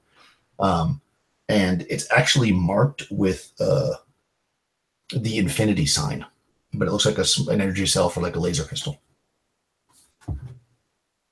Ooh, what is this? And I'll pick it up and I'll show it to the rest of the party and explain what it is, what I think it is. I guess everybody try to roll under your intelligence, see if anybody knows what this might be.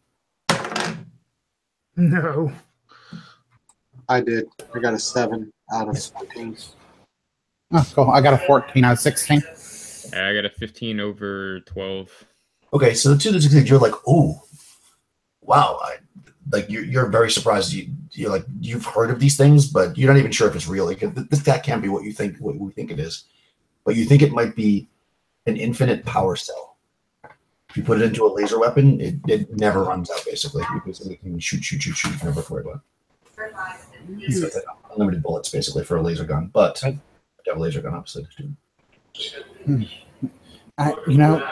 I've heard of these before. It looks like an infinite power cell, but there's no way that can be for real. What do you mean, an infinite power cell? It's crazy.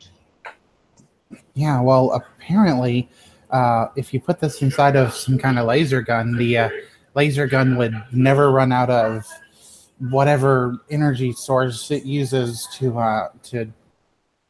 blast lasers. Oh, good friend Corvus, you have found something very valuable. Yes, this is quite the find. I agree. Well, let's hope that it's real. Keep it safe. Yeah, and I'll tuck it into my my jacket pocket there, inside pocket. Cool. All right, yeah, so you got it.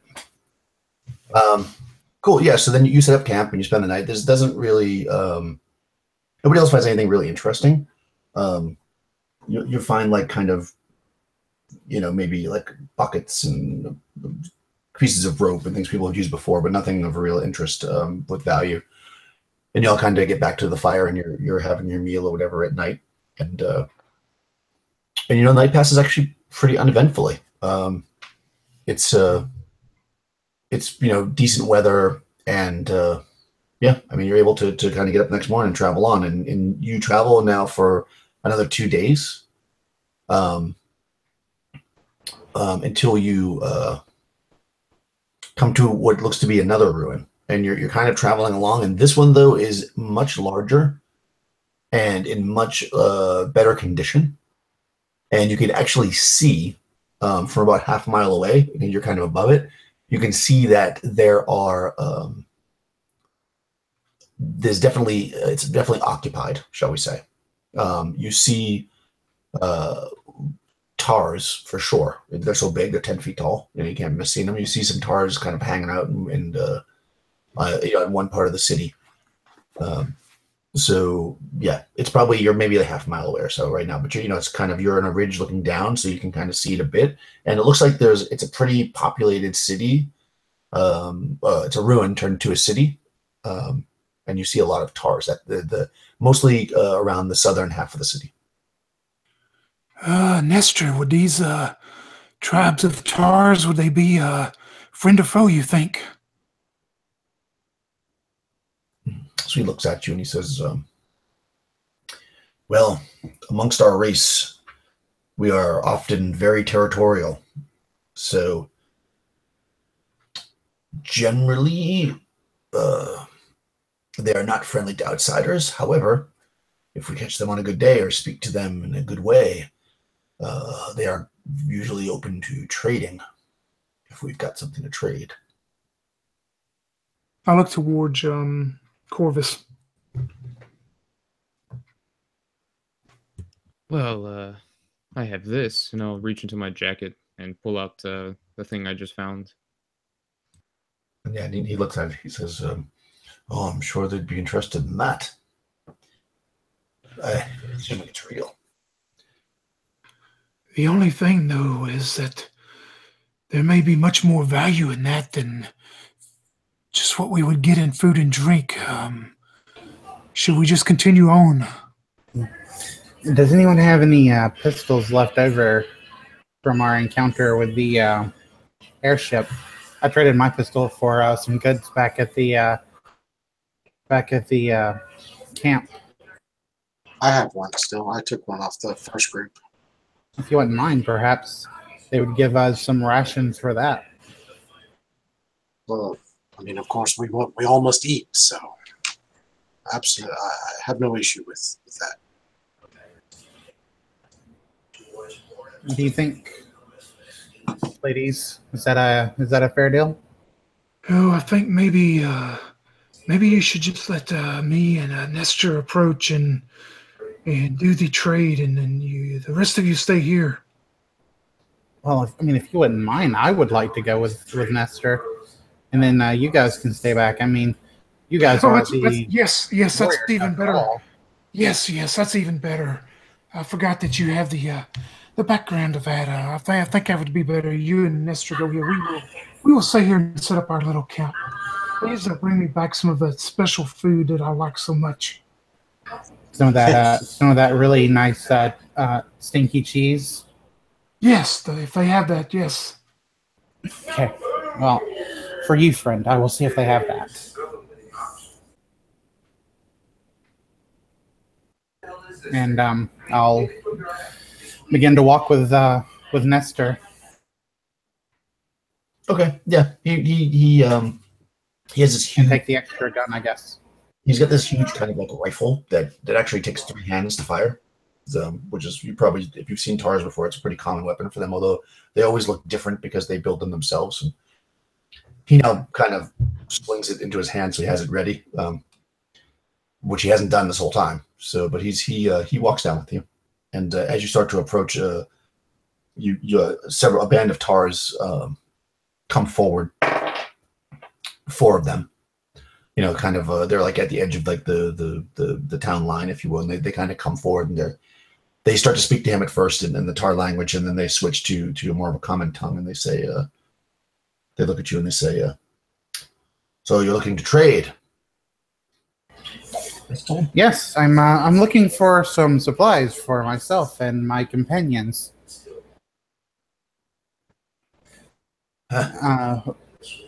We have this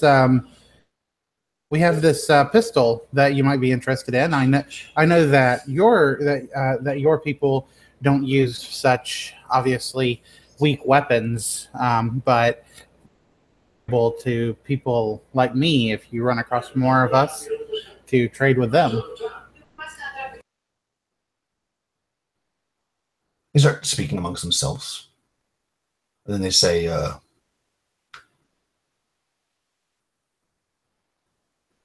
we don't need punny weapons, the humans. However, congratulations. Those damn apes are always coming into our land. If you were to bring us back an ape's head, let's say, we could give you, take those as trade. For every ape's head you give us, we'll give you some rations or whatever you need. Where are these apes located? Kind of, they've got like 4 arms, and like 3 of them are on their weapons, but then with his 4th arm, he kind of points over to the west side of the city. Because they generally lair over there. You can find them by the stink. I see. And how dangerous are these creatures? Would you wager? I mean, certainly for a tar like yourself, they're no problem. But for a frail human such as myself, Oh, they're dangerous. Why else would I not just kill them myself? fair point, friend. Okay, I will relay the information to my companions, and we will see what we can do for you.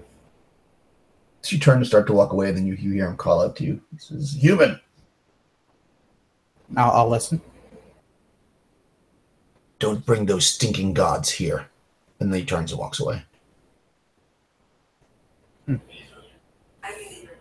As we start to walk back, I'm going to ask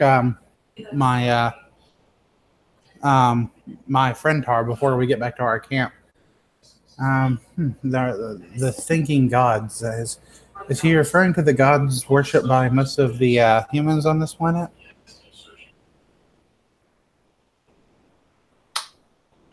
I've found it not good policy to speak religion. You do as you like. We Tars don't believe in those, in worshipping others. We take what we want. We give what we have.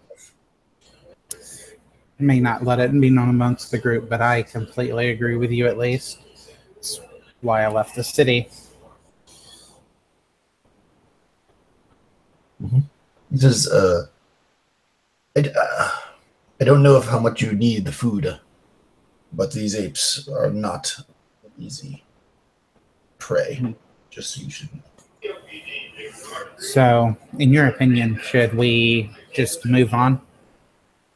If you do not need the food, it may be quite dangerous.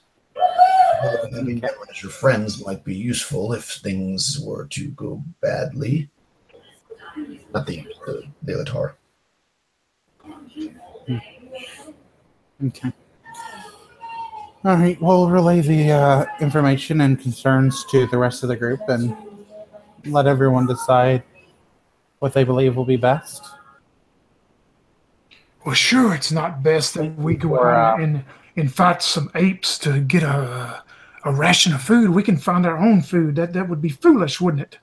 And I look towards both Corvus and Delgan. I don't know. Whatever ape type creatures they talk about, if it's too much for a large band of 10-foot tall tars, I don't know. Something sounds a bit fishy. Exactly. Yeah, I agree with that. That doesn't quite add up.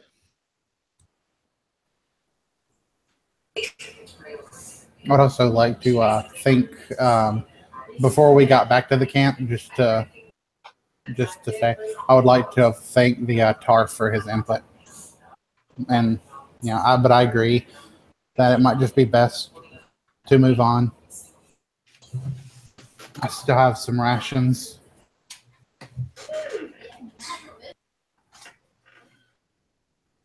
Yes, and I can always catch us some of those little rock lizards. They cook up pretty well. I'm sorry that I couldn't get that cheese for you, my friend. I'm not fighting an ape for a slice of cheese.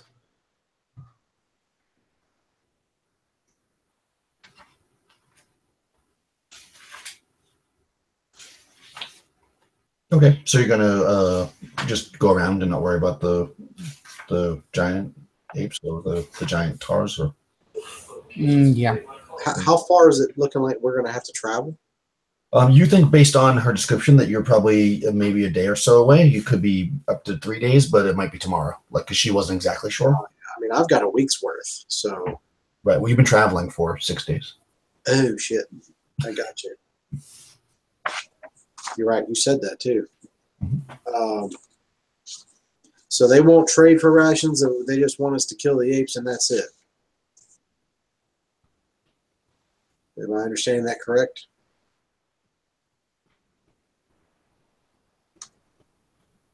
Yes, they want us to. Yes, they want us to kill these apes. They said for every head we bring back, they will trade us whatever it is that we need.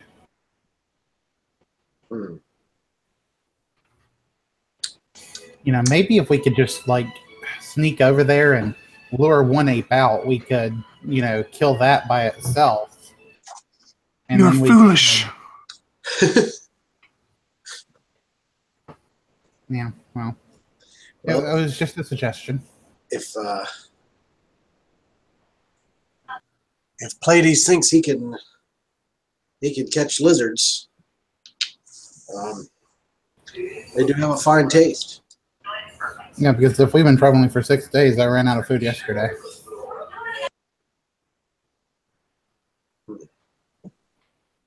But you understand a human could live 16.6 days without food, and in me, I can make it 24.7, I believe it is, but we'll be okay. Okay.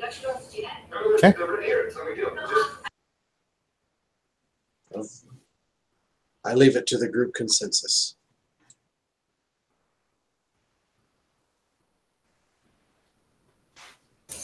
I mean, if you could catch me some of those lizards today, that would be really nice because actions left.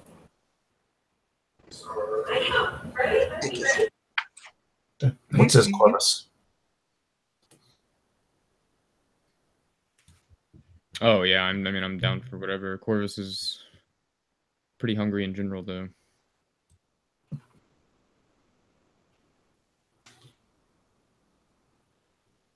You have that fast metabolism there, Corvus, keeping the body that you keep well tuned to fight for us, but you'll be okay.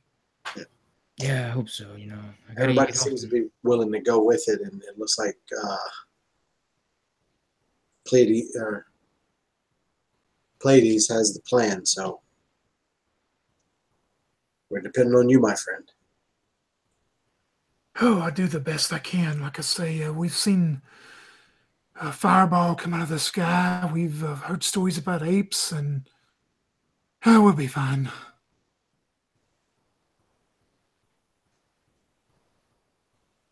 Okay, yeah. So you travel past, the encampment of Tars. Maybe give them a wide berth so that you don't encounter them again or whatever, or at least not towards the side where the apes are. And you travel along, and just as the sun is starting to set, um, behind you, you're kind of looking out. Kind of get to the kind of the top of a ridge, and you're looking down, and you actually see in front of you, maybe 2 miles away. Um, this appears to be a kind of a tall, thin object that looks like almost like several blades of paper fanning upwards from the barren earth, right? So that's kind of what it looks like, but it's huge. So it's a building. You don't see from this distance any like people moving around it or anything. But you definitely see this thing, which is almost like, and in fact, when Mary sees it, she almost faints. She's like, and then she kind of gets energized, and she's like, let's kill them. And you see in front of you what is the pillar of the gods. And let's take a break. All right. All right. Rush from whatever, and we'll come back, and you guys can enter the pillar of the gods. Sweet. Sounds good. Awesome. 10 minutes? 5 minutes? 5 minutes is probably good, I think. Cool. Cool. Make some tea.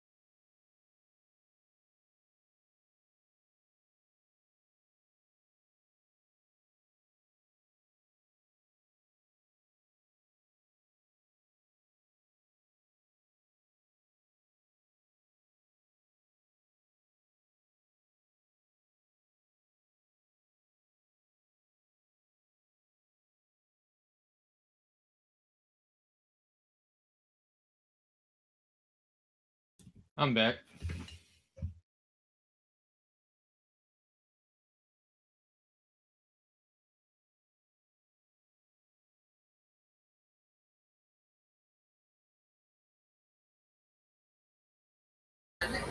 I'm here as well.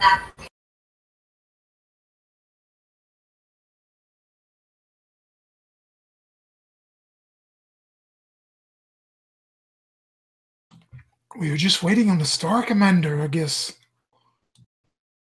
Is Rush back? I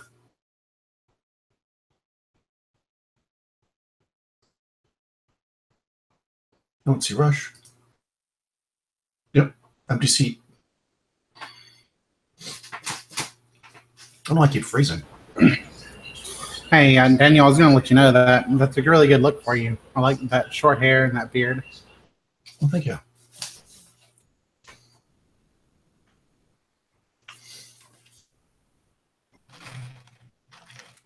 I'm trying to look Winter look. You're trying to what? look more like Tony.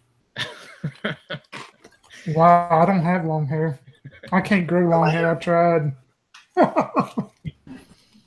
Wait, do you have a beard, Tony? It's been so long. I got a mustache Been and a while. goatee.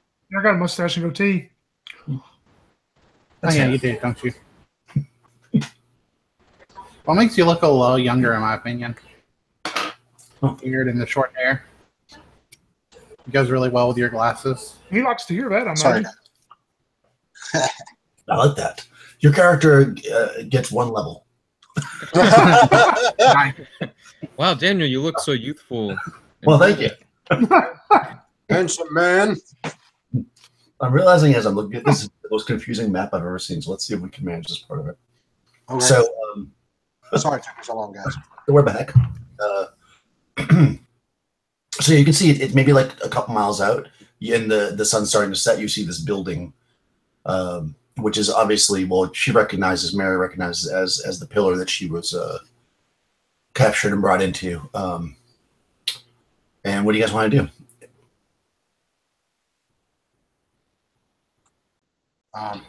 So, Oh, I'm sorry, go ahead. no, I wasn't really going to say anything. Go ahead. The young woman who's with us, I'm sorry, what was her name again?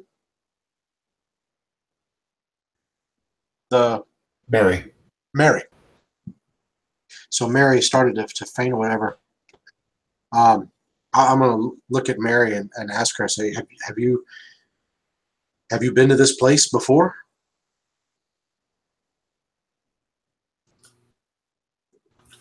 This is where they held me captive. Oh. I explained to and she's looking and she's like, there's an entrance where the ships come in and out. I can't see it from here.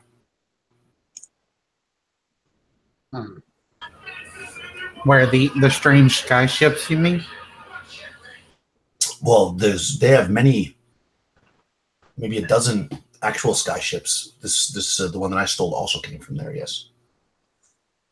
There's a lot of strange technology in this building I've never seen before. It must be ancient. Yes, must be. Do you know of any kind of, I hate to ask, do you, while you were loose in the building, did you see any kind of way to get in that wouldn't walk us past the main gates or the main guards or anything like that? Well, I ran kind of aimlessly, and I can't really remember exactly the path I took, but I ran to the hangar where the starships were and skyships were, and I flew from there. That's the only way I know to come in. And that's how I came in. They flew me in the skyship. I imagine I was unconscious. I'll kind of look at Pleiades and kind of mention that we may need to try and scout the place out. Do I see any place as we're approaching any place where it looks like we might be able to kind of hide out of sight, like some rocks or? It's pretty open and barren land. I mean, you could probably go from rock to rock, but you wouldn't be completely hidden, no. And but it is getting dark, and there's no lights. So if you wait till it's dark out, you certainly would be able to move a lot easier. You don't see any lights, no lights or anything. Perhaps we wait until the sun sets and allow Corvus to use his the scope on his rifle and see if maybe he can find an easier way for us to get inside. Yes, and maybe Blades could catch us some of those rock lizards as we wait and scope out the building. Yes, I will do that now. While he does that, I'll hand her a piece of like dried jerky over to Alasia. I think you have binoculars, Rush. I'm sorry. Do it. Again. Yeah. You know. Holy crap, I do. Yeah. I can look at my character sheet a little closer. Yeah, I give you binoculars. So you can also use those besides the scope that he has. But yeah, as you're waiting there, so go ahead and roll a d6 plays to see if you catch any lizards. 2. You do actually catch a few lizards, so you guys will have something to snack on. You're watching the building as this is going on, and you do see eventually, probably like 50 or 60 feet up, you see like a glow, and where there was a wall, now there's an opening, and a skyship flies out, but it doesn't come in your direction. It goes in a different direction, and then maybe like a minute later, there's like a glow in that spot again, and the door's gone.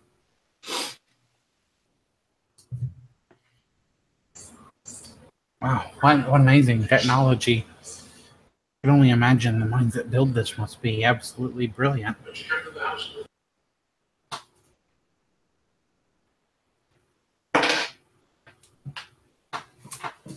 Yeah, so you definitely see that. Like, it seems like that's how the skyships get in and out. And looking through my scope, would I be able to pick out any more details or anything that might help? Yeah, I suppose like if you're looking at the building in general, you don't see any other like ways in that you can see. But when that's open, you have a few minutes to kind of peek inside, and you see that it seems to go into a decently large room with you see a few others of these guys that are dressed all in black, walking around, and some of them with rifles. Well, it looks like there's a Guardian, guys with rifles out, pacing. We should definitely be cautious. Yeah, roll a d6. Actually, Marcus. All right. Let's see. 5. Okay, yeah, that's what you said. No additional details. Very nice. And I'll even pass the rifle around if anyone wants to look through the scope himself. Yeah. Well, I'll suggest that we. I think we should wait until the sun is fully set and see if we can sneak over to the building just underneath the where that door or hatch opens, and see if we can possibly find a way up from there. Yes, that will be the best idea that you have. Just follow me, though. Remember, I move silent. Yes. Luke? Of course. Maybe we should maybe Mary should stay back here. Oh, no. We need to bring her with us. Okay. I mean, yeah, I don't want her to be all alone out here, but Oh, she would be too scared out here all alone. yeah. I'm right here, guys. Mary, would you want to stay here by yourself, or? No, I want to kill these men who took me. Yes, that's the spirit. Wandering aimlessly or not, we're probably going to need your help once we get inside for familiar sights. Do you have a weapon, Mary? Well, we have that extra pistol if if Delgan doesn't mind giving it up. Well, she may not be skilled at such weapons. We may have to give her a edged blade, maybe. Well, why don't you ask her? She's Yeah, smart. I was going to say, I'll hold it out to her and say, have you ever handled one of these before?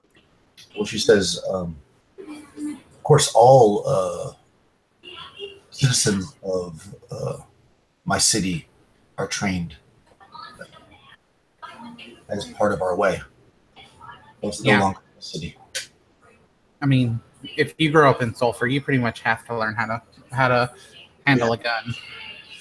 So I'll load it up for her and give it to her, and then just tell her to say, just remember, don't go shooting at the first thing you see.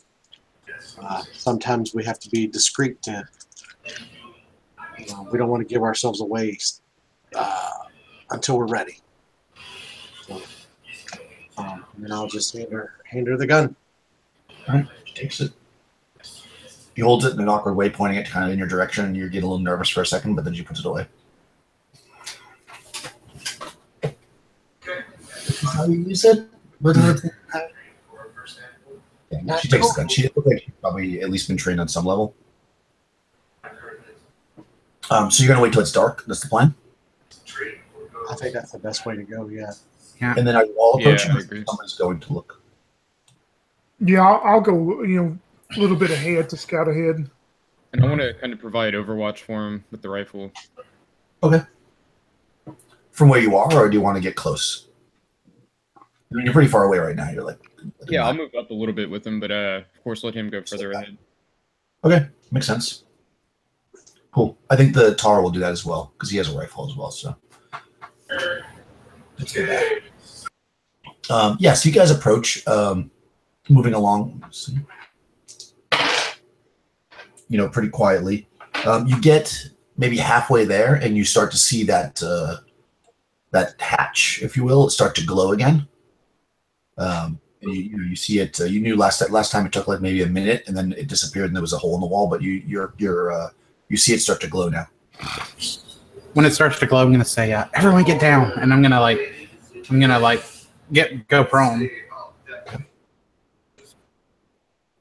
So everybody does. Oh, yeah, definitely. Okay. Yes, you guys drop down prone, and just as predicted, after a minute or so, the glow disappears, and there's a hole there. And then you see another one of these sky ships fly out. And again, if you were to take your rifle scope now and just kind of peek up there, you can see in there, and you see there's 4 guys in there with rifles that seem to be like guarding the hatch while it's open, if you will. And then, within a minute or so, it lights up again, and then it's gone. Yeah, and I'll whisper what I see through the scope to the rest of the party. So we can't really get in through that hole if they have people guarding it.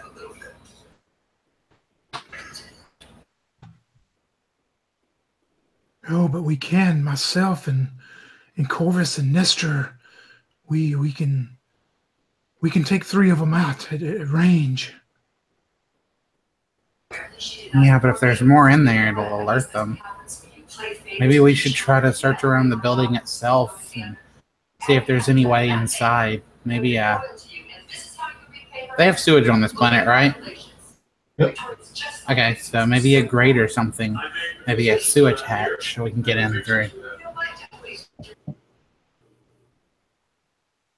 Plays just looks at you, stares. When you mention going through a sewage.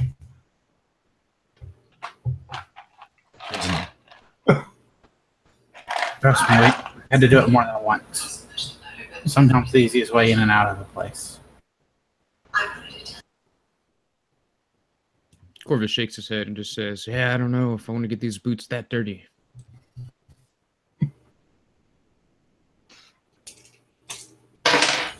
No, you are all my friends, and I trust your judgment. So I'll follow your lead. the building now, or you're kind of laying out in the middle of the field?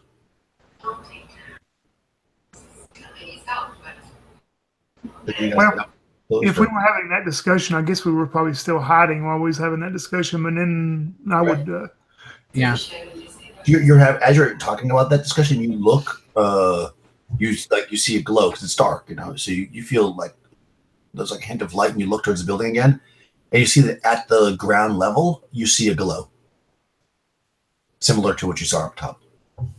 Oh, look at this. I wonder what's going to open up from here.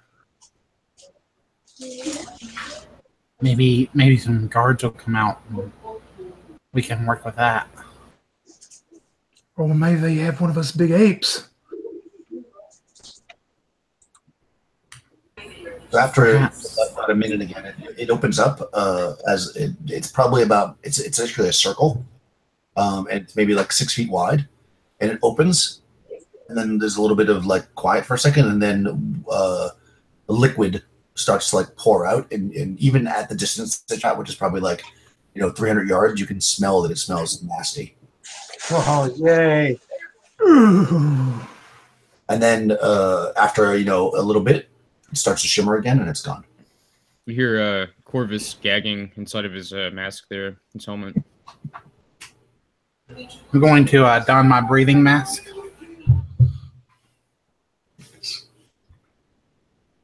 Okay. I'm actually going to do the same thing because I've got one of those, and just kind of look over at Corvus and say, I hope you have one of these. Oh, don't worry. This helmet I wear has absolutely no breathing mask function. So I think I'm going to be getting the full whiff of this.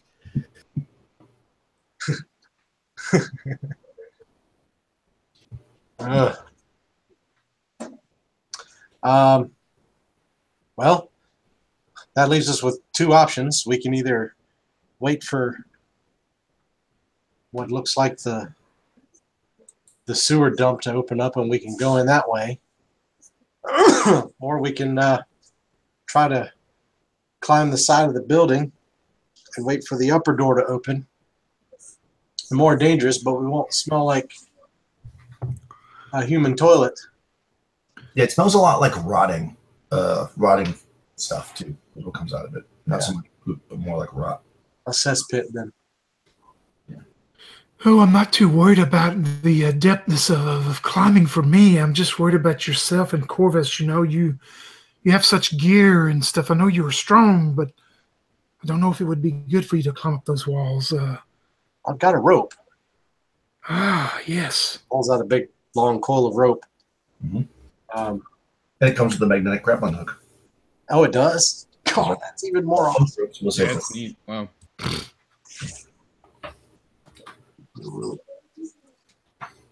Mag hook. So as long as we can get it up there, climbing ought to be pretty easy. But it'll still be more dangerous.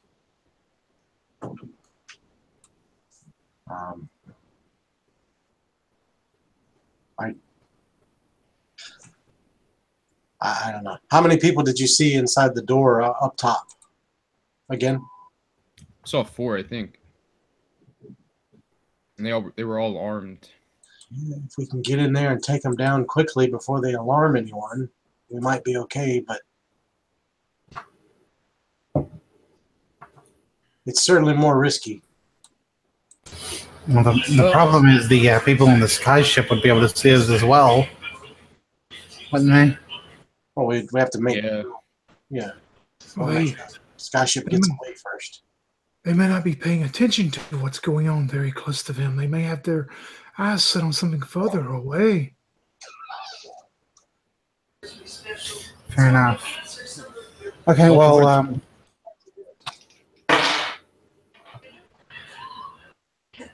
and as I have stated myself and Corvus and Nestor, we have weapons that have range on them. We can all hit 3 of them. That will leave 1 for you and Delgan to rush in and take them. all right, well, we need to do something, so I guess that's going to be our best attack of opportunity. So you hear like a whooshing sound, which you've heard before, which is the sound of the sky ship. And you see one approaching the building, and you see that glow start to happen. And, the ship is still pretty far away, and the glow is starting to happen. Well, we need to move now, right? How high above the ground is the ship? The ship is a little bit higher than the door is right now because it's still pretty far away. It's probably like maybe 40 feet off the ground, and the door is maybe 30. You know, it's kind of like coming down. Okay. So what I'll try and do. Yes, you can do that. Yes. So as the ship comes by, I want to try and get far enough out so that as the ship comes by, I'm going to try and take the end of that magnetic hook and swing it and try and fling it straight up hit the bottom of it. Mm-hmm. And when it latches on, I'm going to try and climb all the way up as fast as I possibly can. And then hopefully, is there a ledge outside that 30-foot door of any kind, or is it just go flush? Yeah, it's flush. Oh man, this sucks. What the hell? You only live once, right? So, all right, I'm gonna tell everybody real quick. I'm gonna try and hit you right on the ship. When the doors open, just take out as many as you can, and I'll see what I can do when I float in with the ship on the inside. Good luck, and I think we got your back. Yes. All right, that's pretty epic. All right, so you're gonna, as the ship goes by, just so I get this right, you're gonna throw your grappling hook up. Yes, and Climb climb up to the ship, so you can go into the ship. Yeah, so I'm basically going to climb right up to the grapple, so I'm hanging right under the ship. Mm. I don't want anybody on the ship to know I'm there until I'm already in. And then I'm just going to go total gunslinger, and hopefully some of those guys will already be down. Okay. Mess up their shots. So yes, why not? All right. Okay, so when the thing opens, what's everybody else doing? Like, so he throws this grapple up, and latches on, and of course immediately you're like, and you start climbing the rope. What's everybody doing? I'm gonna have my crossbow ready to try to take out one of them and have Nestor, I guess, with his rifle. Okay. Corvus has his rifle sighted in. Okay. All right. So How far away are we? I'll say you're 100 feet away to make you within range of most things. Why not? I'll take out my pistol and start running up. Yeah, well, you can shoot at 100. You'll just be. I'm already at disadvantage for dexterity. I don't need any more. Yeah, okay. Okay, so that's fine. You can do that. So I'm going to see if the guys up top see you or not before we do anything else. Okay, miraculously, you don't think they see you. Like, the guards are not paying much attention. The thing opens. They just have their guns. They're just like, oh, we're guarding, whatever. And go ahead and make an attack. You guys have a surprise round on them. There's 4 guards standing inside the... Come on, don't fail me now. Oh, Please don't fail me. I failed you as well, pretty bad. Oh, bitch. The flaw in this plan. Well, you get 2 shots, right? Well, the rifle does. I rolled a 5 plus 2, so 7. Okay, so that does not hit. And you only get 1 shot. You're using the crossbow. Yep. Oh, I get 2 shots. So I'm out. Okay. My second is a 12. Hey, wait, if these men are 1 hit die or less, don't you get an extra attack? Only if you're not Not with a crossbow. Oh, not with a crossbow. Okay. Playing with a crossbow, you wouldn't get any. And I don't have that feature anyway. Does he have a 12 hit for the... But I'm saying with the rifle, does he get an extra attack? Yeah, he just rolled that and he's got a 12. He's asking if that's enough to hit. Okay, so their armor class is 5, so you need a 14 to hit him. All right, cool. So 12. Nope, missed. You get 3 shots in total with the rifle. You missed all 3 of them? Oh, I get 3? Wait, why do I get 3? I get 2 plus an extra one because they're 1 hit die or less. Oh, right. Wait, the rifles, you get 2 shots with the rifle? ROF. Hmm. Right, let me just check. The rifle might only get 1. I thought it was 1. That makes sense. Laser firearm rifle. Yeah, ROF is 1. Okay, yeah, so you get 2 shots. Yeah. Okay, the Since your life depends on it, Rush, I'll let you roll for Nestar. So he actually has a his special weapon, which is a Castar. It gets Castar actually. It gets 2 shots. Okay. So he'll take 2 shots. Actually, he gets the same thing everybody else gets. He gets 3 shots because he gets an extra attack as well. Okay. And you probably want to target a different person each time because this is a pretty powerful weapon. I'm sorry. Do what now? I would say that he'd target a different person each time because this is a powerful weapon. Okay. Well, the first one is a miss. Okay. The second one is a hit. Nice. And the third one is a 13. You said he needs a 14, right? Yep, so misses. Yeah. So I got one. Oh, no, actually, +1 for Dex. He has a Dex bonus. Okay. In that case, then that's 2 hits. Okay, good. So each one does 2d6 +2. Holy shit. Yeah, this is a powerful weapon. But it only has 10 shots, so you just use 3 of them. So 2d6 on the first one. 2d6 plus what? 2. 2. So that gives him a 7. Yeah, that kills The second one is 9. Yep, that kills 2 of them. Okay, we got 3 shots, so we have 7 left. Okay, so 2 of them drop, but there's still 2 more standing there, and the ship. You said I could shoot from where I was at. I would just have to have what, a -1? Well, you'd be -1 for the distance. Yep. Okay, and then a -1 for my dexterity. I might as well shoot if everyone else is missing so badly. You know what? Can it hurt? Okay. So I get 2 shots with my revolver.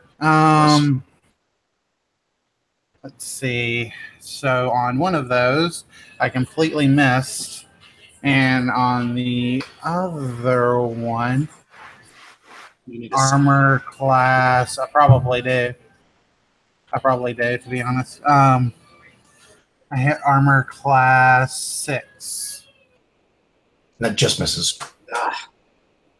Good shot. All right. Let me see what these guys are going to do. All right, so I'll make it. Since again, your life is on the line, Rush. What about Mary? Oh, Mary has a gun too. Yeah, sure. She can make. You can shoot for her, Crystal. Go ahead, shoot for her. Okay. She's just neutral, so she'll just get a -1. She has a normal dexterity. She'll get 2 shots, right? Yep. Both of them were 8. I rolled 2 8s. Double 8. Yeah, so she misses. All right, so Rush, roll any die that you want right now. If it's even, the ship stops and opens fire on the people on the ground, or tries to. If it's odd, it's going to fly in with you on the bottom. Sweet. Which die do you guys think I should roll? D12. That's exactly what I picked up, so it was fate. Here we go. We want odds, right? I don't know. Yes, I guess. I got it. I got an 8. Okay. So the ship stops. So you're dangling there, and the ship stops, and there's 4 guys on the ship, besides the pilot. They kind of point their rifles out, and they're going to try to engage the guys on the ground. And let's actually do like real initiative now. I guess Crystal, you haven't done it yet, so you can read initiative for this round. Combo. 6. 3. Okay, they're going to go first. So first I'm going to see if they can see you, because it is dark. I mean, you haven't been firing, but... I need to fire these dice. Yeah, I'm going to say they don't see you that well, so I'm going to give them a -2 on their attacks, but they're going to shoot at the people on the ground. Okay. There's 4 of them, and I think there's 4 of you. There's Mary. There's 5 of you, actually. So one of you is not going to get attacked. Obviously, they can't see Rush, so... The third person. So they're not going to shoot at Corvus, but everybody else will get 1 shot against them with the rifle. So it's first against Lissa, 5 misses. Second against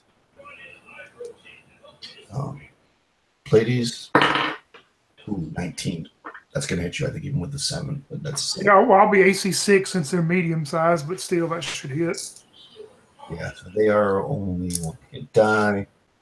They rolled a 17 basically because it's their -2, so they hit AC 0.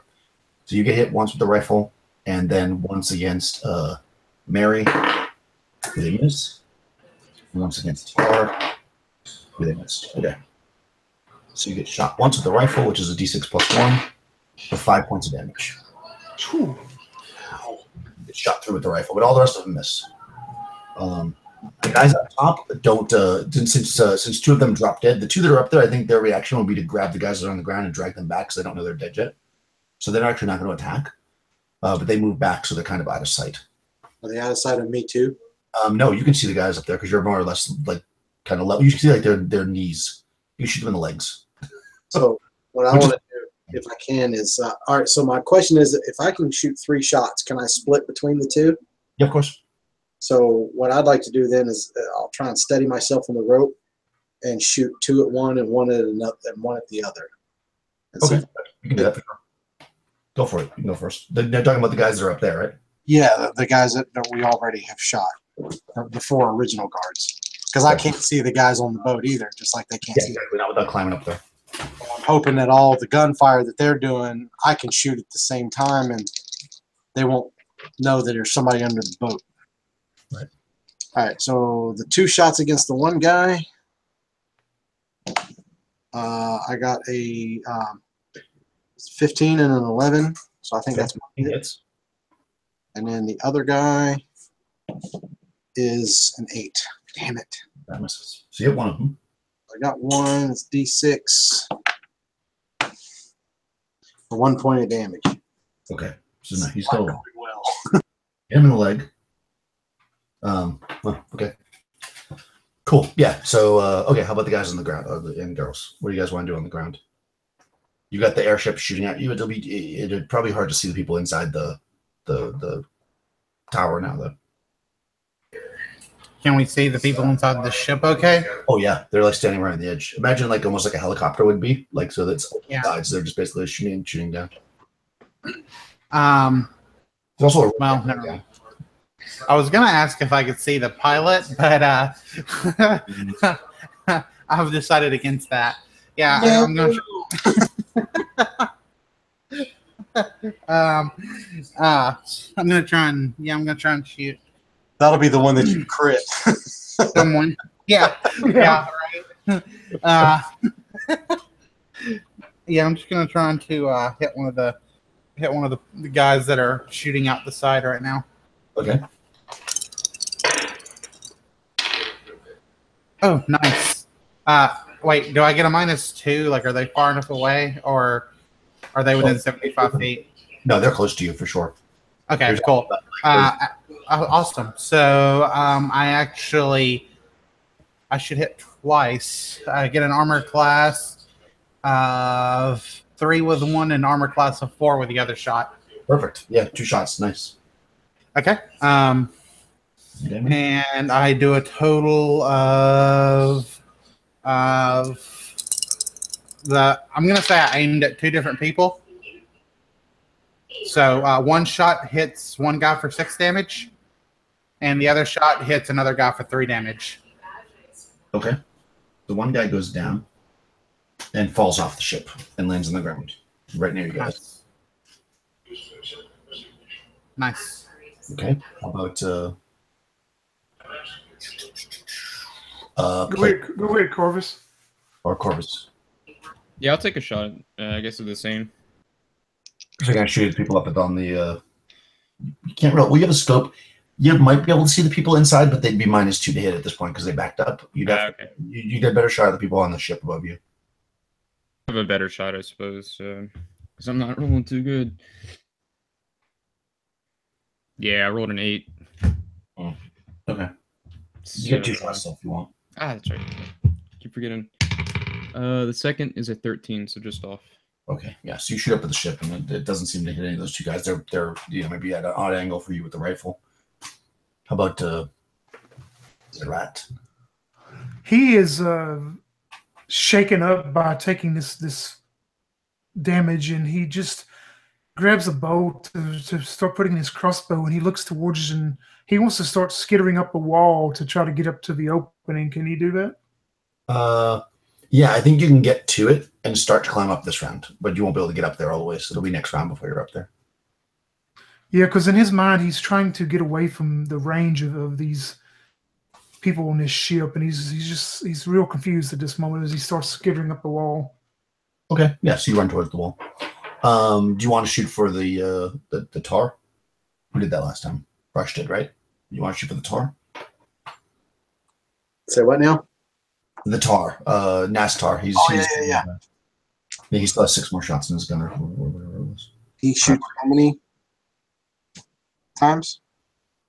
He can shoot 3 times. 3 times. Once. There's 3 guys up there. So again, you'd probably spread them out because that gun is powerful. Okay. So there's 3 guys left on the boat, right? Yep. And 2 guys. Oh, he can't see the ones inside anymore. Well, you can, but do -2 to hit if you want to shoot those because they're about to. The guys on the boat. All right. First shot. 17. Second shot. 4. Third shot. 7. So Right. it once. 2d6 plus 2. 4. 6. Okay, yeah, that blasts this guy, and if he actually, okay, he only had 2 hit points. So that basically that hit him so hard he falls back into the ship because he falls backwards. He didn't fall out. Okay, and do you want to shoot for Mary, Crystal, since you were doing her? Yeah, I'll shoot for Mary. She's gonna miss both times. Okay. Cool. All right, next round. So let me just see. Well, first let's roll initiative. 2. And then Crystal was rolling, right? Yeah, 5. Okay, you guys go first. Yay. Nice. Yep. 2 guys up on the skyship shooting down at you. There's 2 guys inside that have backed up where you can't really see them that far, and then there's, like you said, probably a pilot, but can't see the pilot. Right? All right. Nice. I shot twice. I hit once. Nice. And that shot does 6 damage. Nice. Cool. Yeah, that drops one of them. It falls out of the. So I'm just like sniping these guys in the heart. This girl with like a wrecked immune system from some virus when she was a teenager is just sniping these guys through the heart every time. Nice. Well done. What do you want to do, Rush? You can still see the people up on the platform. Yeah, I'm gonna go for the platform guys because they're the only ones I can. So I'm gonna shoot 3 more shots, which means I'll probably have to reload after that. Okay, you're gonna do the same thing. 2 at one and 1 at the other. So 2 at 1.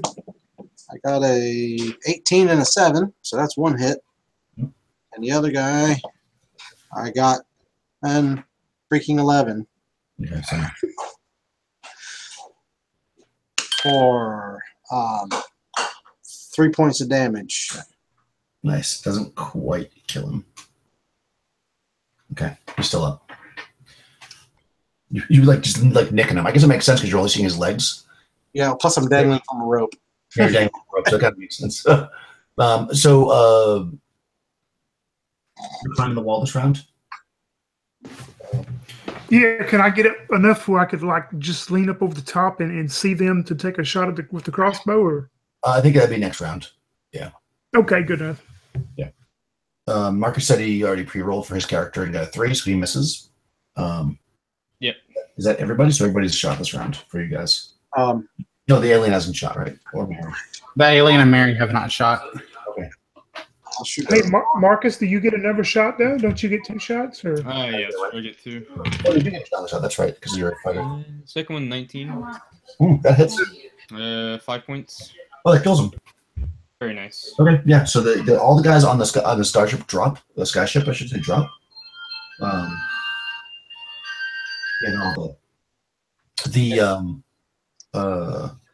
The alien and Mary could still shoot. I don't think Mary probably would be able to hit at all at this point because they're so far away. The alien guy, Tar, could probably shoot. He's going to be -3 now because they backed up. If you want to shoot into the hangar. So he would need a 17 to hit? Yep. No, 16 because he had a +1 That's dash. what we- Okay. And he gets 3 shots, you said? He does get 3 shots. All right. So do these Uh, one at a time. First shot, 4. Second shot, 13. Third shot, come on, damn it. No. I missed with all 3 of them. He's only got 4 shots left in his gun total, so just keep that in mind. Okay, it's their turn. The pilot starts to move. He like launches forward to try to fly into the hangar. So I guess because you didn't quite make it to the top ton, it goes over your head and doesn't like chop your head off. Okay. So try to roll under your dex, Rush, to see if you slam into the wall or if you're able to like get up on the side. Because it's moving pretty quick now. He's scared. Sorry, I was muted. I rolled a 5 out of 11, so. Okay, so you're good. Yeah, you're able to like swing up or whatever. Do you want to swing up onto the ledge or do you want to swing into the ship? That's a good question. I was going to need to find some cover because I got to reload my pistol. I reckon I'll swing up into the ship. It's probably the best way to get cover. Or try to get. There's also 2 guys up there that are dead who have dropped their weapons inside the ship. Yeah, that's true. All right, yeah, I'm gonna swing up in the ship, and as we go in, I'm gonna shout to Pleiades. I'm gonna be like, "Grab the rope!" Should snatch it right up inside the. How did that go? Okay. Thing. Very polished. Into the room. I appreciate you getting the word out about the story. Okay. Hey, everyone keeps saying they're going to reload their pistols, but if you read the bullet description on page 30, it says that bullets are sold in magazines with 20 bullets. So each magazine holds 20 rounds. Yeah. You get 20 shots Yeah, before you have to reload. I think he played it out though, just character-wise. He had a revolver, wasn't it, Rush? No, Okay. I had just a regular like semi-automatic pistol. Oh, okay. Yeah, I mean, like, firearm pistol in the book, the bullets that you buy for it, it says that it's sold in magazines of 20. Okay. Well, So you get 20 shots before you have to reload. all right. That's fine. I got a couple more rounds in. But I still shout to Pleiades to grab the rope and swing up into the boat. Okay. Yeah, you can have whatever standard pistol if you didn't want to have a revolver. I thought you wanted a different flavor, but whatever. Whatever you want to do. It's fine with me. So you swing up into the boat. So that the ship flies over your head, and let's roll initiative for the next round. 4.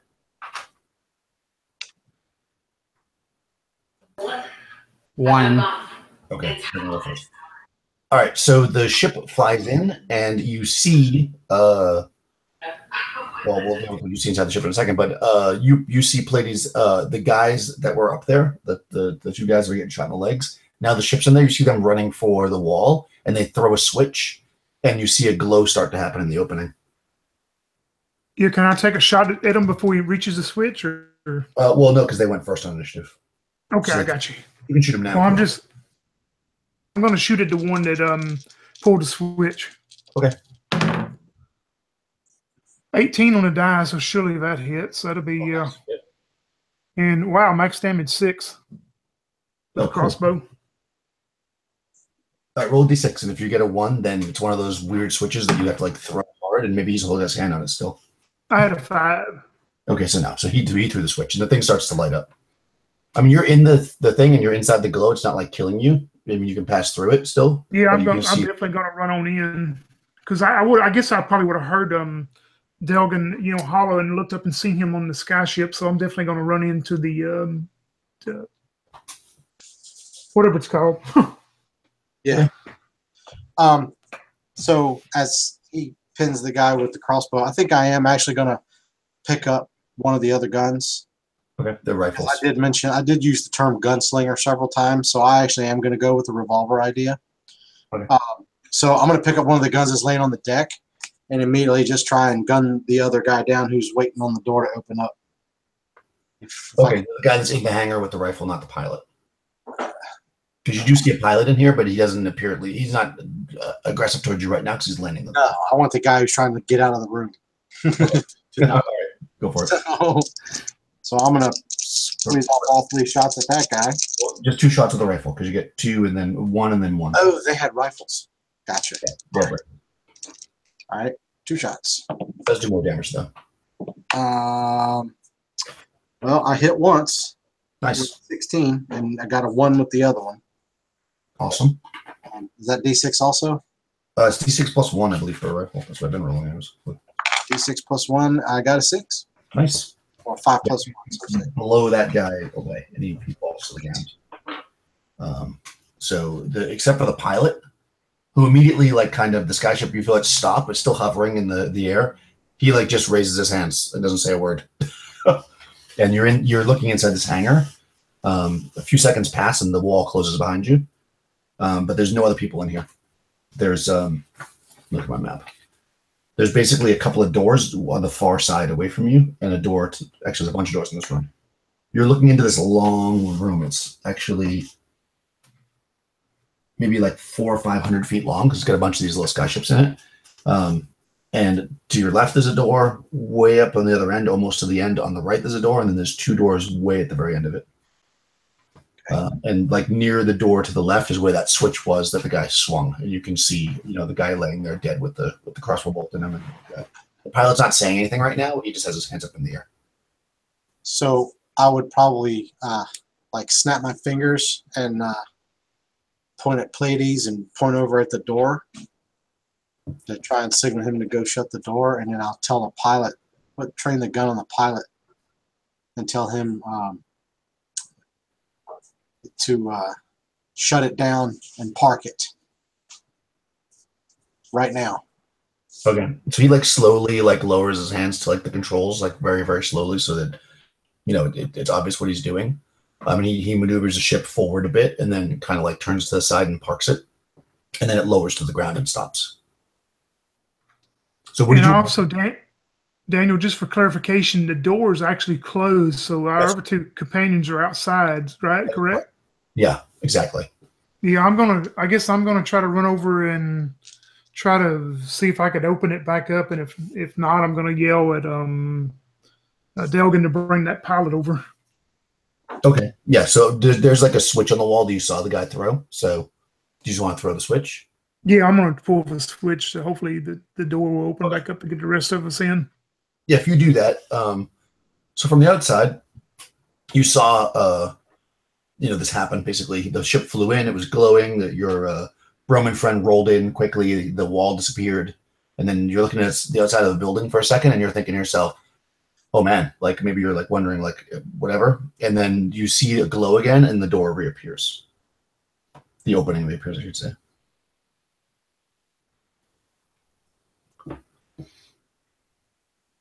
So what do you want to do? The hatch is opened again on the outside of the building.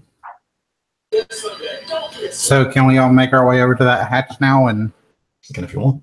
Yes. There's 2 let dead him throw guys. us? I'm sorry, there's 2 dead guys that fell out of the skyship. Otherwise, there's nothing else around you. Yeah, I'll go definitely check, see if they have any ammo. Yeah, they had like a bandolier with like 20 rounds on it. So Okay, nice. and then Each? rifles. Each, yep, and they each have a rifle. Okay, I guess I'll take a rifle as well. Because why not? I don't know. So yeah. I'm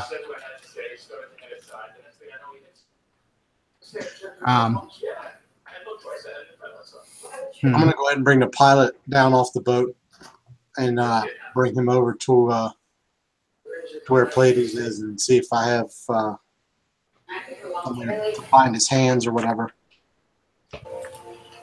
Okay, yeah, I'm sure you can just do that. And he's just like the rest of them, and on his side, he has actually a laser pistol. Nigel Lewis, yes. Like the Reagan, Special Agent Bell. Sorry, I think I missed it. Were these laser rifles? Those were regular rifles. Regular rifles, okay. Yeah.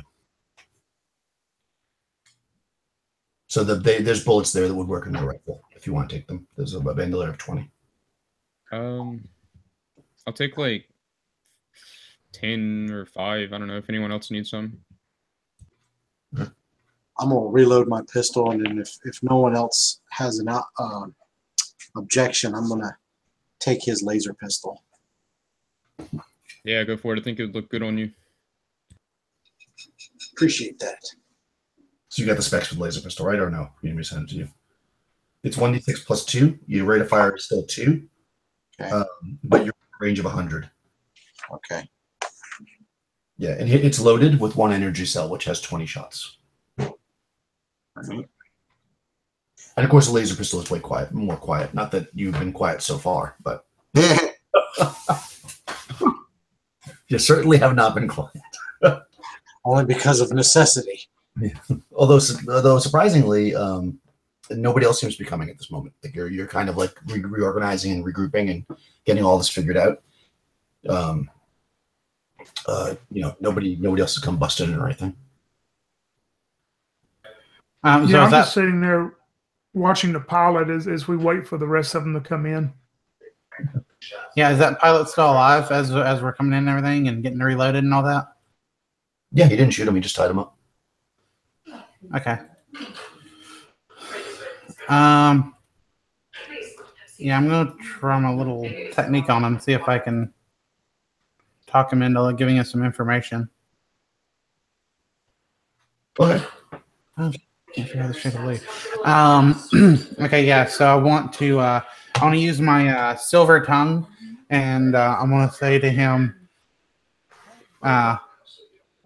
"Did you guys take his helmet off?" Nope.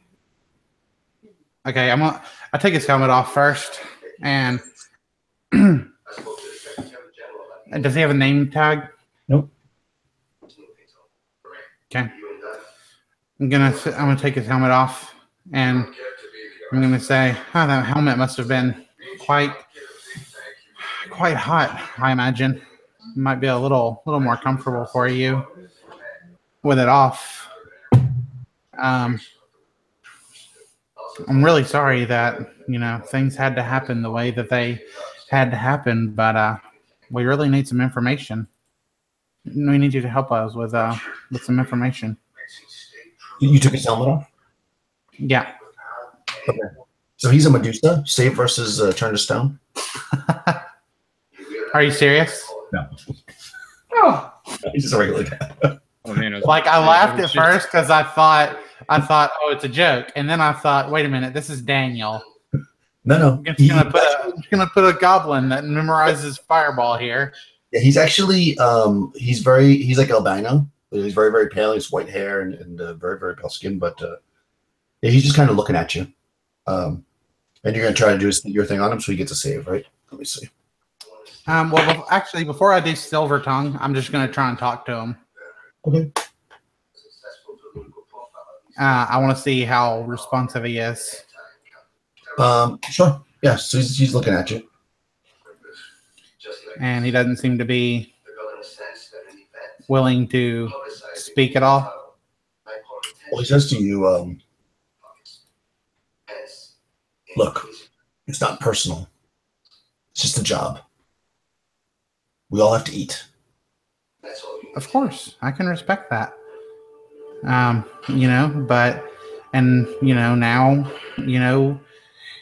fairly, we've captured you, as sometimes happens. So, if you wouldn't mind, we just need some information about this place of yours. There's not much to say. How many soldiers are guarding this place?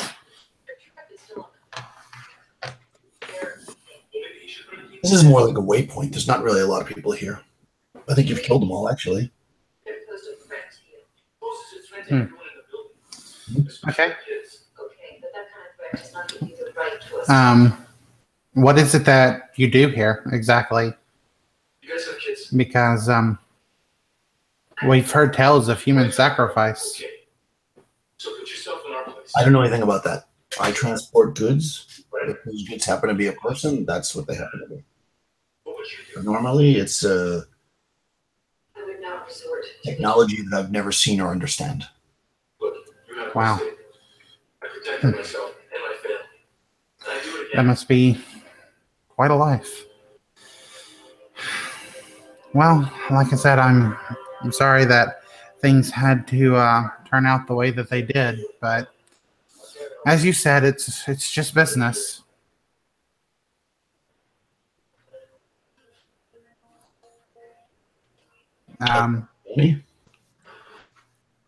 So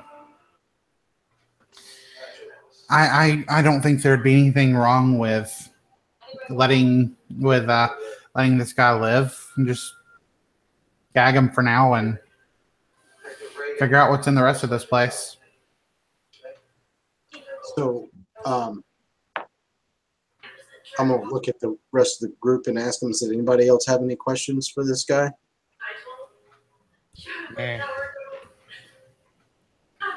Yeah. Okay. So, Maybe, sorry, go ahead. maybe he can tell us the best way to go in and find things without us getting caught.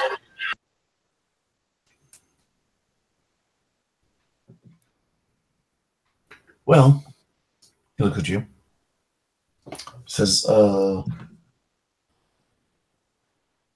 really only been through these doors here to the, and he points towards the other side. He says they're full of computer consoles, and we sometimes enter the information using these disks. And he kind of he's trying to like explain what a floppy disk is, and he says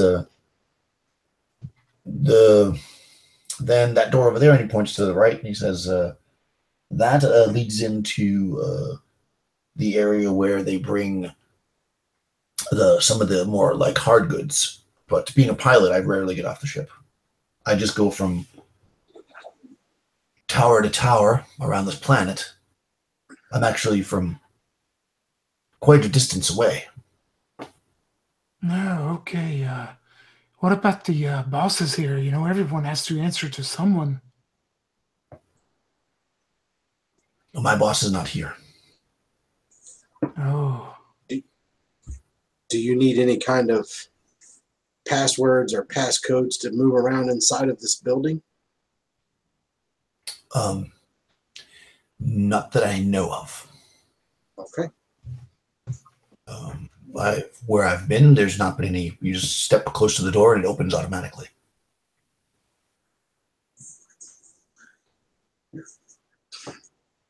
So, are we through with this guy? yes, I am.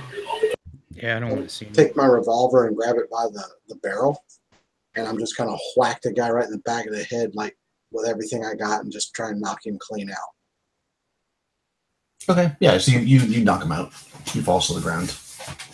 Tie a gag around his mouth and tie him up real good, and then just kind of stand up and say, "Okay," and put my pistol back in its holster. I guess we need to move all of these bodies, the dead ones and the unconscious ones, at least out of sight in case another ship comes in. Yeah. Are there are there crates around here? Yeah. There's a bunch of ships in here that look like they're in disrepair. And near them, there's like crates of parts and stuff where they've been fixing them. It's only like there's this one and one other one that look like it's actually functional. The rest of them all look like they need to be repaired. But are there any like empty crates that we could dump the bodies in and maybe like seal them up? Yeah, you could probably do that. Pull some stuff out of a crate or like a machine crate or whatever. Okay, that's what I'm going to suggest. Let's empty some of these crates. We can put the parts over by the disrepaired ships. It'll just look like stuff that is using to repair the ship. Hide the bodies inside the crate. Make it a little, maybe a little longer before they find them. Yes, we must be fast, though. All right. Yep. So I'll help get that done. Cool. All right. Yes, you do that. It takes a few minutes, but no. Again, nothing seems to interfere with you, or nothing seems to come or go while you're doing that. Yeah. So you've got basically the door that's near the switch that plays. Oh, by the way, everybody roll a d6. A 1. 5. 5. Also a 5. Did you see on the wall, like as you're kind of looking around, moving these crates around and stuff, you see actually like a first aid box. You said I did? I didn't catch the first part. Yeah, you see it like a first aid box. You found it. Yep. Yeah, I'm gonna definitely take it with me then. Yeah, it's basically it's a medikit. So you use it. It takes a round to use it, and it heals. I think 2d8. Let's check it. Medkit. Medkit's 2d4. So anybody Yeah, can. I don't even tell the rest of the party. I just put it on my person and take it. Yes, you have a medkit. Medikit. It heals 2d4, but it takes a round to use it. So the question is, which door would you like to explore? You got basically two to the east, one to the north, one to the south. So the one to the north is the one that's near the switch. That open and close the door. The two to the east are the ones that he said he was explaining that he uses like he had been in there before putting like floppy disks into. And the one to the south is where he said they bring the hard goods. Which way, good people?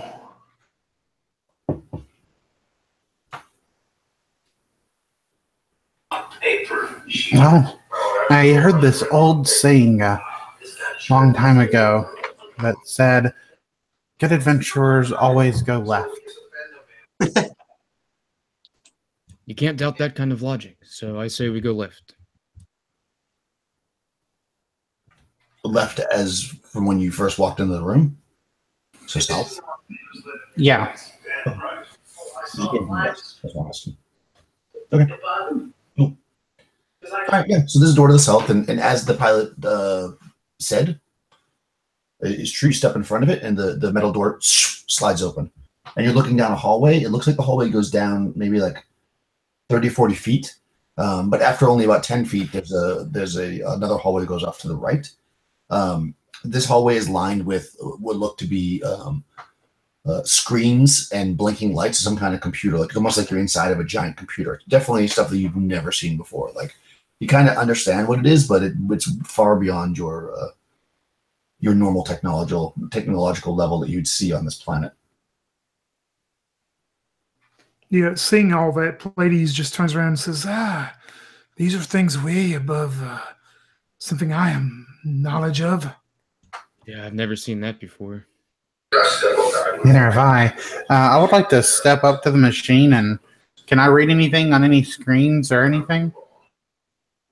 Yeah, you see lots of numbers. That just keep going by there'll be like picture like an old like basic program where it's like a string of numbers, then it stops in another line, then a string of numbers, then a string of numbers, then a string of numbers. So nothing that seems to make any sense to you as far as you can tell. Not without having some kind of way to associate something else, just like numbers to you. Like it's making calculations, I guess. Yeah.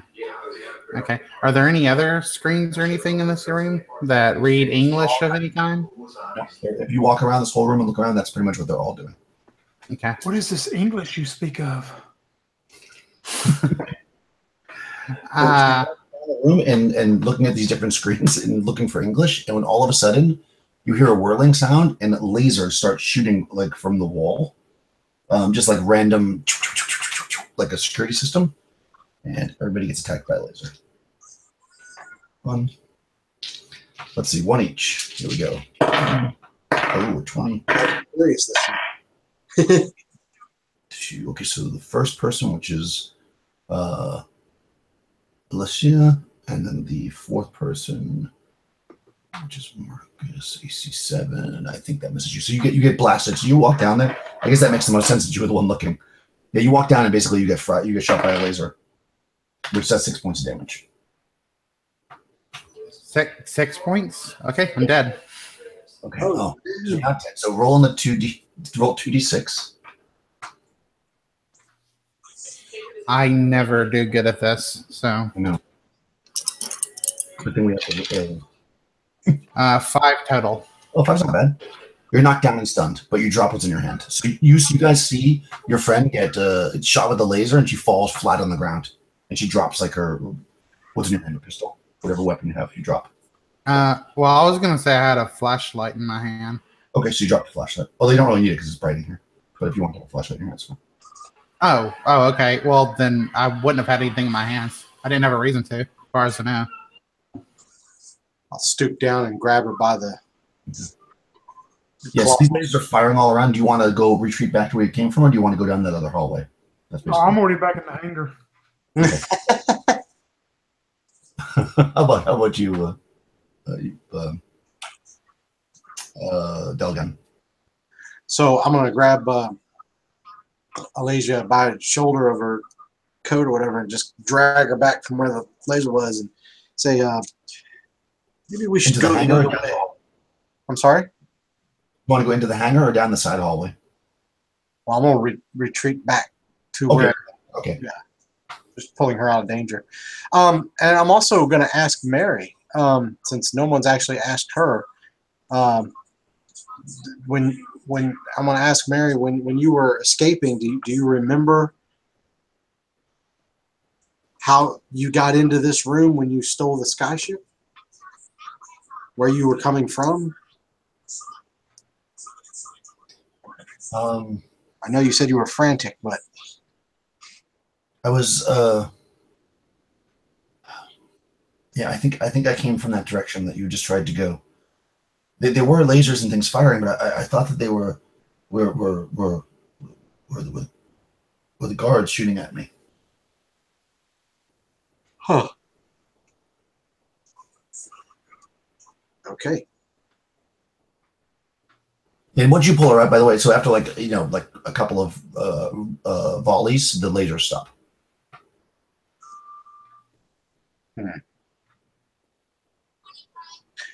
So if I look in that room and try and search around for, we actually have a pretty good intelligence. I try and search around for some kind of maybe switch or something that I think might deactivate those, or is it just that completely foreign to me? I think it's completely foreign, although you probably definitely noticed, since nobody really got hit besides her, you guys probably saw where it was coming from.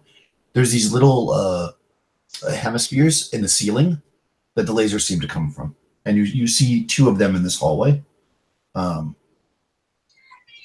You think like that's basically where they were shooting from.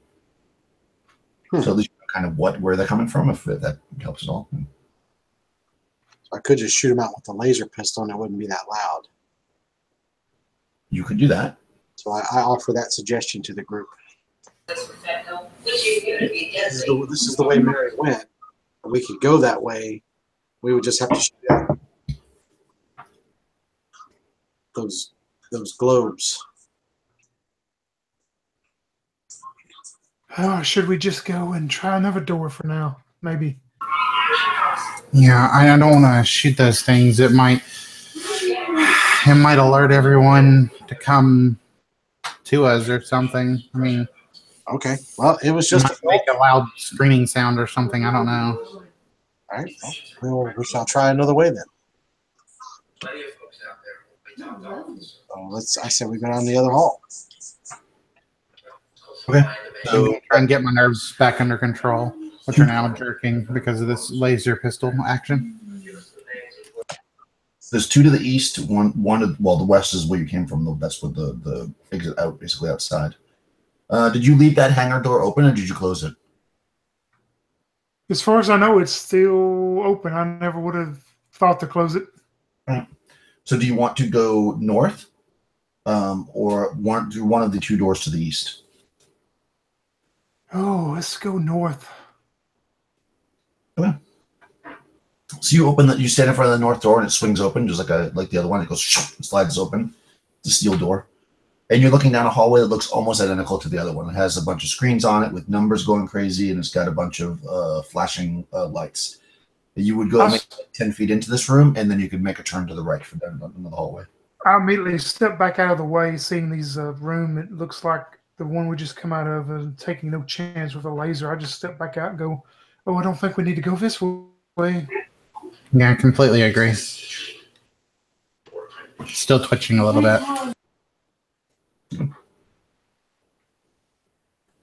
So you want to go Corvus, Corvus, you picked the next door. You surely your luck can come good. Oh, if you want to call what I have luck. But yeah, I'll pick the next one. Okay, so there's two on the east wall. Do you want to go through the northeast or the southeast? Northeast.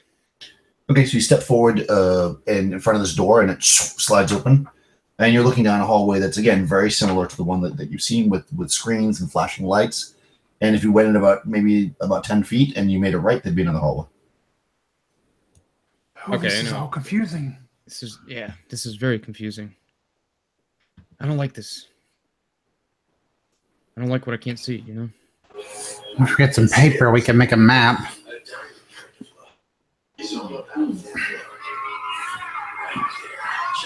Yeah, Maybe there's some ink or something around. We could mark where we've been and.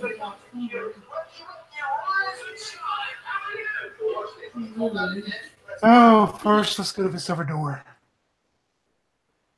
Okay, so southeast, well, east but south. So yeah, so you walk up in front of this door, and this one it doesn't open immediately, but then instead of just like sliding open, the door kind of dematerializes like the entry into the hangar did, but it never kind of stops. Like it just starts like glowing in front of you, and you're waiting for it maybe to disappear or something, and it doesn't, it just stays glowing. Oh, this is getting even stranger. Corvus,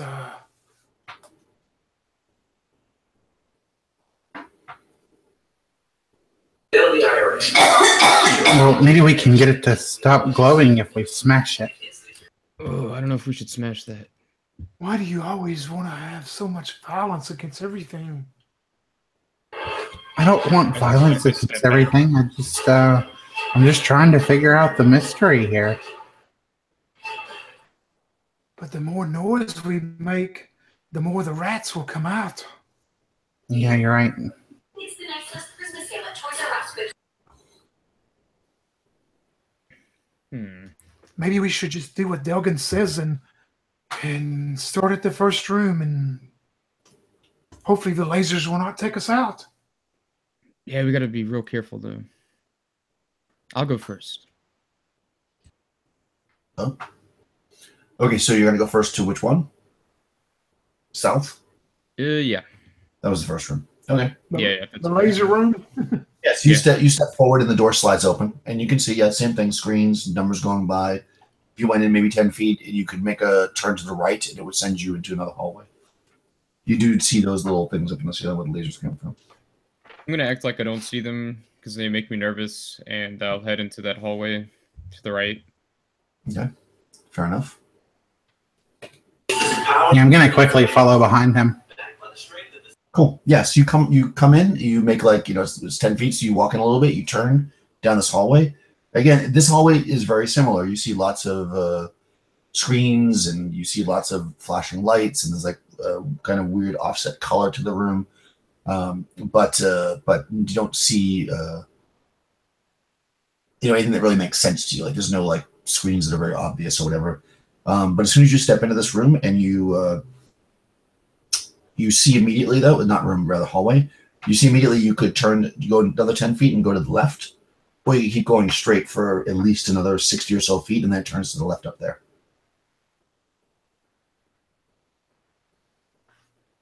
Okay. What do you think, Corvus? Yeah, I was about to ask you the same thing, little friend. You smell anything in the air? I'm going to run up to this other little cross hallway, and can I look down it just real quick? Yeah, sure. You run up to the cross hallway, and you look down, and you can see it goes down about, screens, numbers, flashing lights. You see it goes down about 30 feet and then turns to the left.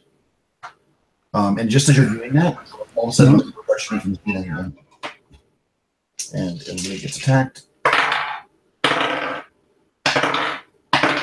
This time, second person, which is I guess it's appropriate. Oh no, that's Rush. So welcome back, Rush. You just got shot. So Delgan gets with a laser for 5 points of damage. Yay, that hurt. Yeah. So you get shot with a laser. The lasers are firing all over the hallways. You can go back. I mean, now you're about 30 feet in. You can go back and continue forward. Which way did the laser come from when I stepped in that hallway? They're in the ceiling. Yeah, they're basically in this hallway that you're looking down into, that you all kind of came around the corner and you're standing in. They're shooting just in that hallway. Like you're looking down. Oh, okay. There's no laser shooting down there. It's only the hallway you're standing in. So, Mary, when you were running, I'll just point out that there's laser shooting at you. Oh, sorry. I thought they shot and then they stopped. Oh no, they're still shooting. All right, we'll back up. I'm gonna back up. So basically, you're so just so it's clear, you came to this door, and you were in a hallway. Then you made a right, and you're another hallway. In that hallway, there's laser shooting. In the original hallway you came from, there's not lasers, and there's not lasers down the hallway that Tony's looking down, which is the left currently. Well, yeah, if I see that, I'm gonna take off running down that little hallway. Then it's clear. Right. So you gotta either keep going forward, if you will, or go back. Either way, it doesn't have lasers. It's up to you. Yeah, we'll definitely run to the area that doesn't have lasers, and then we can talk to Mary. Yeah. Forward, back, forward, no lasers, or back, no lasers. I guess forward. I would reaction to me would want to run just forward if I hear these lasers coming up, knowing. What about the rest? Yeah, forward. Oh yeah, following his lead.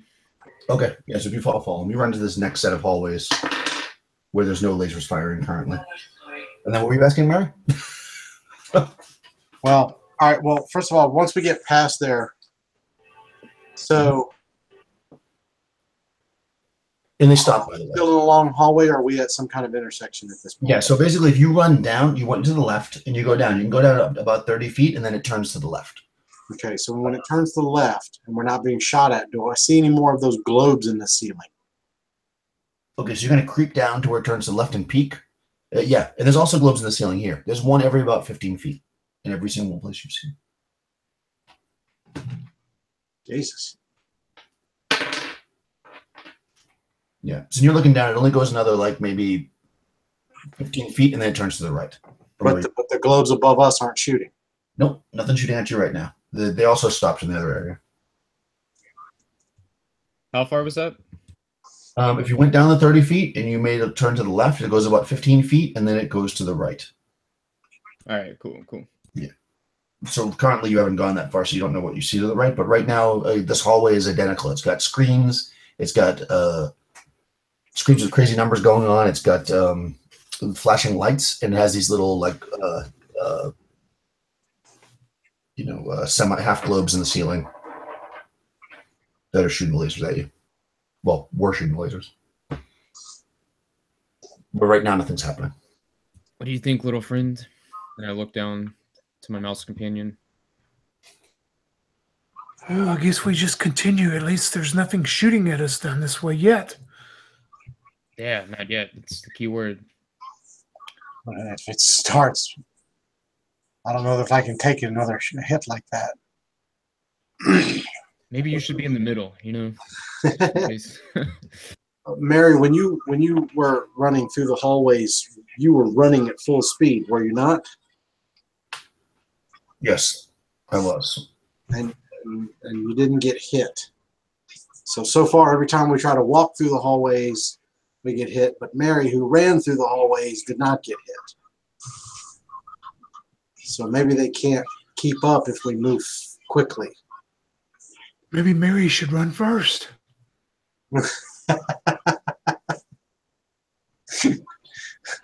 Well, let's just keep walking like we know what we're doing, and maybe they won't aim at us because they only try to hit us every time we stop. What the rat person said. Please. Mary says, "Give me the laser pistol. I'll go first." Oh, but Delgan, you're much better at using that weapon. Well,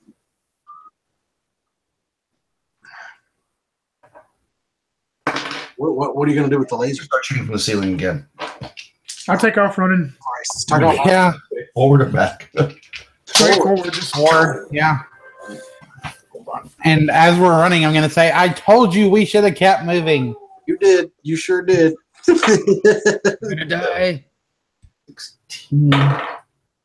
6. 20. Oh man. Okay, the lasers did well this time. So even though you're running, because you're gonna start running until they start shooting at you, I'll give them a -2 to hit you. So, but I think 2 people got shot anyways. Let's see, that's a 14. Where's my chart? It's 2 dead monsters. So that's, yeah. So everybody except for Delgan gets a laser shot this round. And Nice. there's no crits because there would have been 2 crits there.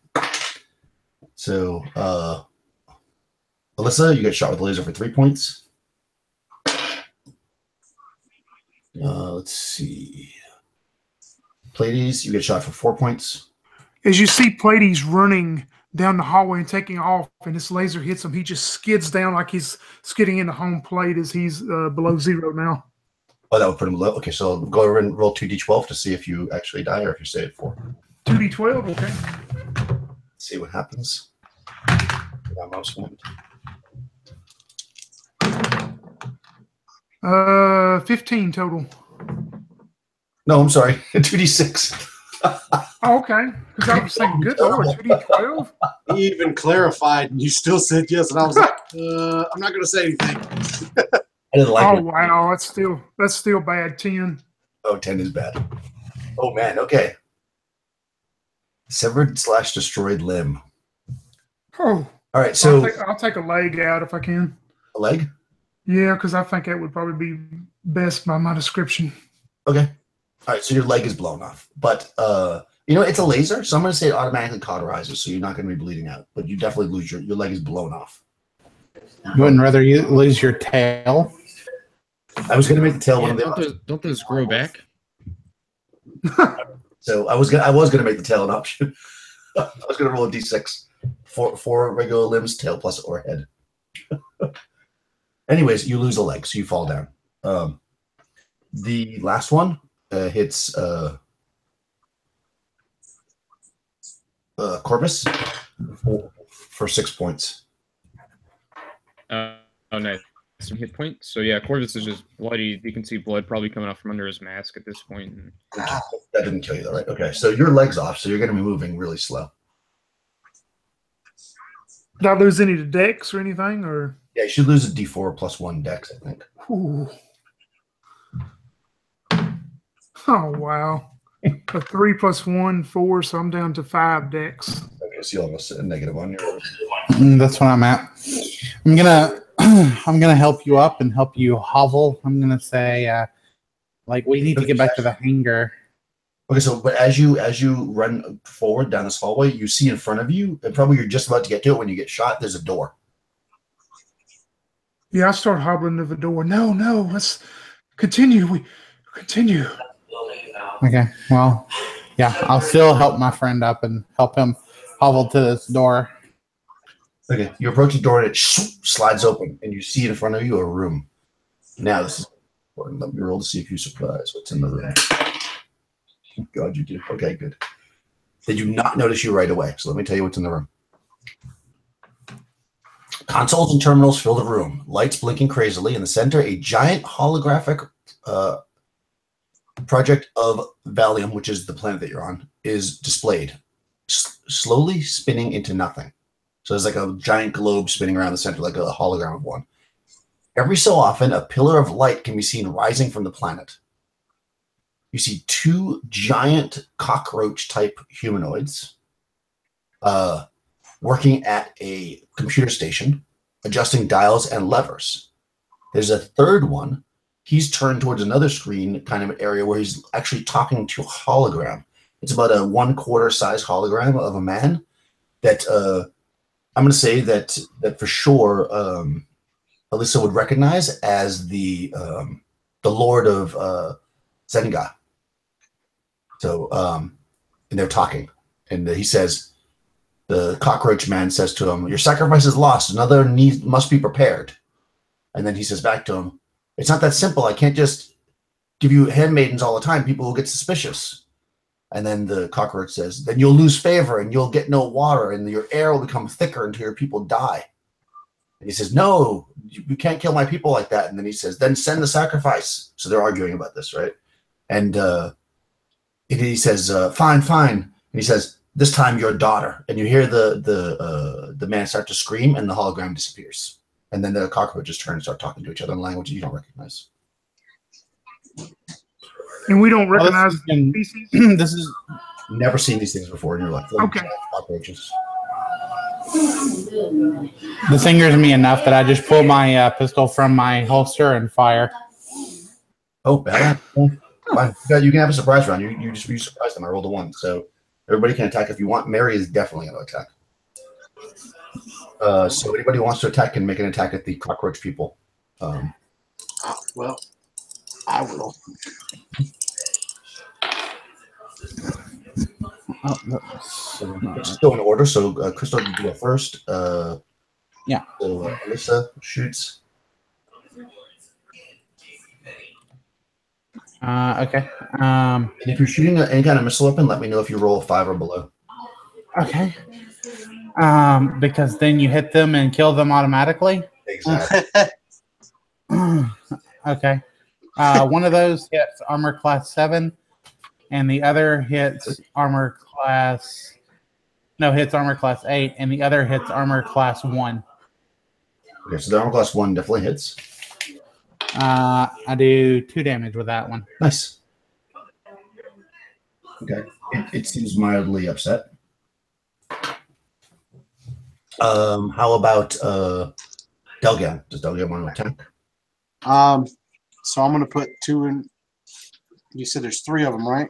There's 3. There's the one that we're talking about, the hologram, is walk back to the other one. All right. Assuming she shot the hologram one. I don't know why I just made it that way, but that's the one that you shot. I want to shoot the single shot into the one that she already hit. Okay.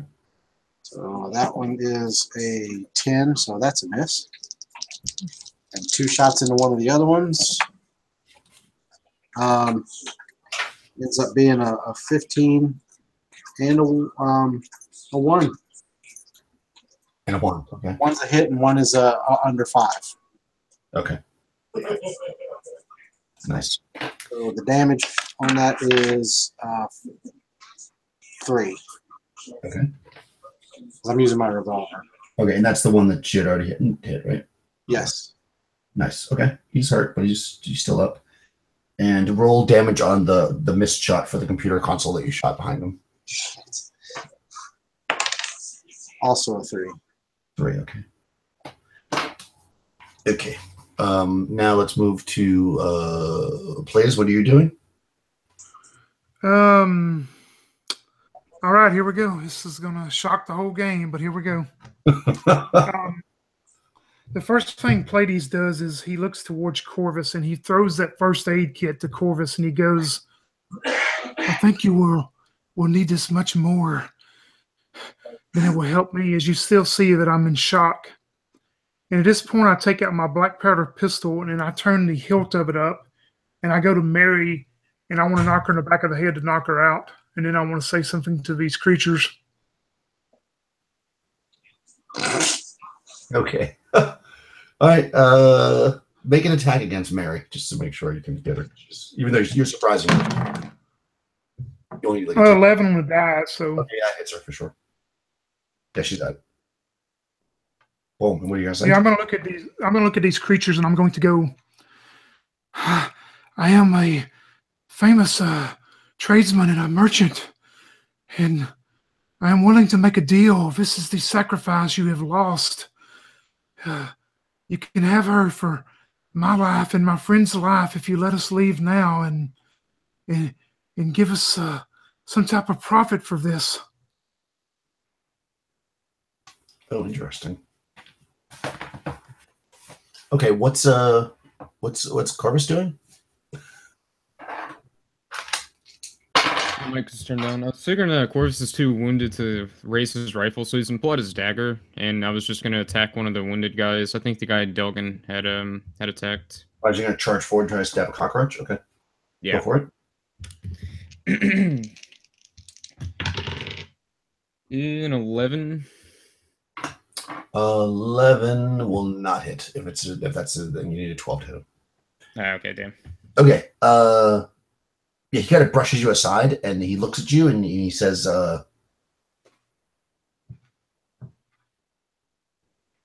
bring the sacrifice here. What's outside? Well, No. You'll get nothing else but your life for it, though. No. I'll start. The other two cockroaches reach down, like to their inside the cockroach shell where they would store stuff, and they both pull out weapons and point them at you. I'll start dragging her that way. I'm gonna hold my gun up at the back of Plata's head and say, "I will shoot you for this." You'll lose your life then. And I continue to drag her.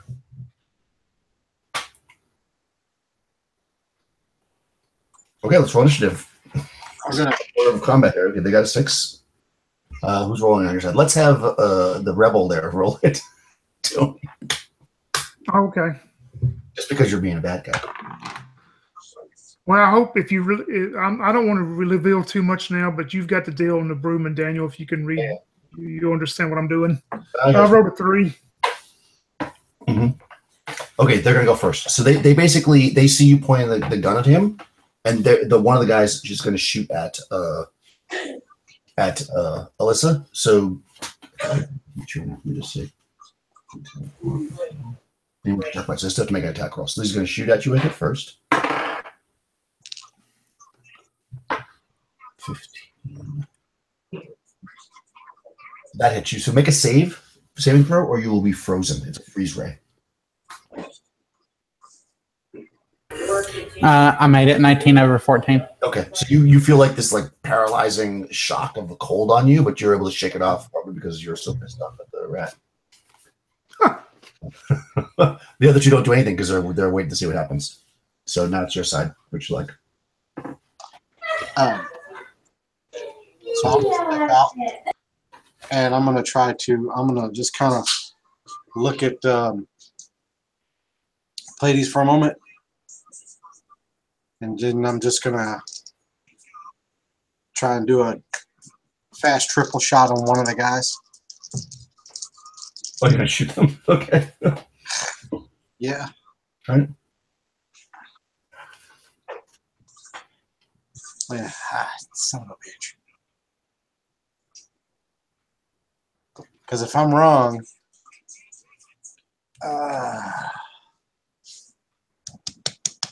damn it. Are you? Can you do hold actions in this one? I don't think you can you? So, all right. Oh, good. I'm going to take my pistol, and I'm going to, like, take an aim shot. Like, aim it right at one of the cockroach guys, the one that was doing the talking. And I'm going to kind of just hold and see what Pleiades is going to do. And instead of shooting, I'm going to turn to I can't remember his name, but the tar. Right, Nastar. And tell him to train your gun on the other one. But just hold off a second. He kind of looks at you, and he lowers his gun at them. What's Corvus gonna do? You're right up there with him with your dagger. I just want to stab him again. Okay. Do it. 18. Nice. For sure. 1d6 minus 1, so yeah, 5 damage. Oh, wow. Okay, that's actually pretty good. I'm oblivious to everything else going on. I just want to stab this cockroach. Yeah, because he brushed you off so easily the first time, he was kind of ignoring you, but you put a good gash in him now. He's not just about that. I'm having a near-death experience. Yeah. And what about finally our what would you like to do?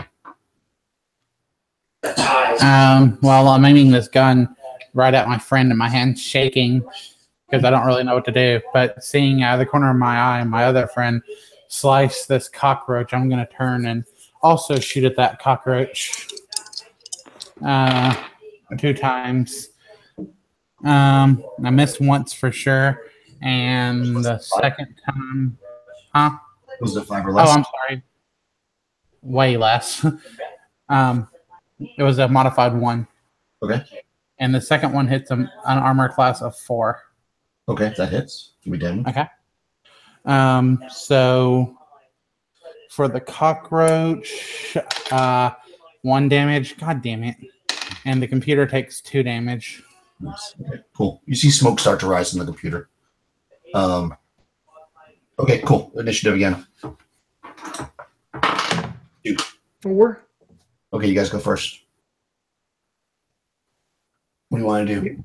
I'm still dragging this woman towards the head cockroach, and I'm yelling at my party. Sometimes one sacrifice has to be given for the rest of us. You don't understand. There is no other way. We can leave with our lives, and we can leave with all that merchandise out there. Just let me kill the cockroach. Yeah, you're mostly to them now. So you're pretty much almost right next to them right now. Okay, how about let's do the same order we did last time. So Delgan, what would you like to do? Sorry, I was muted. I'm going to keep my pistol trained on him and kind of shout over to Corvus and just tell him to hold off just once. Hold off a moment. Corvus would nod, of course. No, hold off. Upon hearing what I thought was my friend say that we have to sacrifice this innocent victim so that the rest of us could live and make off with merchandise, I'm just going to say, you fucking rat, and I'm going to shoot him twice. Nice. Let's see. I hit armor class You'll need 4. 6. Yeah, armor class 6. That's your medium. Okay, I have 4, so one of those hit and the other one misses. Was it less than 5? No, it was a 6 actually. Well, actually, it's a 6 minus 1, so it is a 5. Okay. So does that hit the computer? Yep. It does. Yep. Okay. You can do damage against Tony first. Okay. So against the rat, it does 1 damage, Okay. and against the computer, it does 2 damage. Okay. Computer is really smoking now. At that, and that's Tar, who the Tars do not abide by these gods. He's like, that's enough time. And he's going to shoot at them, at the cockroaches. So I guess you were doing it fresh, so you can keep doing the Tar. So go ahead and level off 2 shots at the cockroach. He sees the one's pretty injured, so he's going to shoot 1 each at the other 2. Which are going to be the attacks. So there's 2 left, right? There's 3 left total. One's been hit a lot, and he's just ignoring that because he has that powerful weapon. Can you shoot at the 1 each of the other 2? So 2 attacks. All right. Is there more than 1 hit die? All right. The first one is a 10. That doesn't hit. The second one is a 15. Okay, that does hit. Okay, so 2d6 plus 2. That is a 6 plus 2 is 8. 2d6. So you roll 2d6, yeah? Yeah, I got a 4 and a 2. Perfect. All right. That guy, it just blows him. And of course, if you ever step on a cockroach, you can imagine what it looks like. Blows that cockroach, and guts just go all over the wall. Awesome. Okay, now it's their turn though, and they're pretty pissed now that you keep attacking them. So the one that Corvus keeps stabbing at with the dagger turns towards him, and he's going to make he's going to attack with his cockroach claws, which do 1d6 plus 1. So he's first just making an attack roll. Oh, yeah, 20. All right, so that definitely hits. That'll put me to 2 or below. Okay, so roll 2d6 to see what happens to you. Okay. 10. 10. Severed or destroyed limb. Okay, yeah, so he rips off one of your limbs. What do you like? What limb would you like? He's gonna tear off my right hand, my right arm. All right, your right arm gets Maybe just my hand or my arm? The well, entire limb. The arm, I think. Yeah. Yeah. Okay, yeah. So he pulls off the entire arm, taking the dagger with him, I suppose. Yeah, he rips that whole arm off. He's holding on to it. He's going to use it as a club next round. Great. Yeah. He rips off the arm. You are starting to bleed out. I dropped to my knees. Yeah. Yeah, you're going to start to bleed out though, and you're going to, if nothing happens otherwise, you're going to die in 10 rounds just from blood. Can he use that med kit I threw him? Would that help? Yeah, 100%. Okay.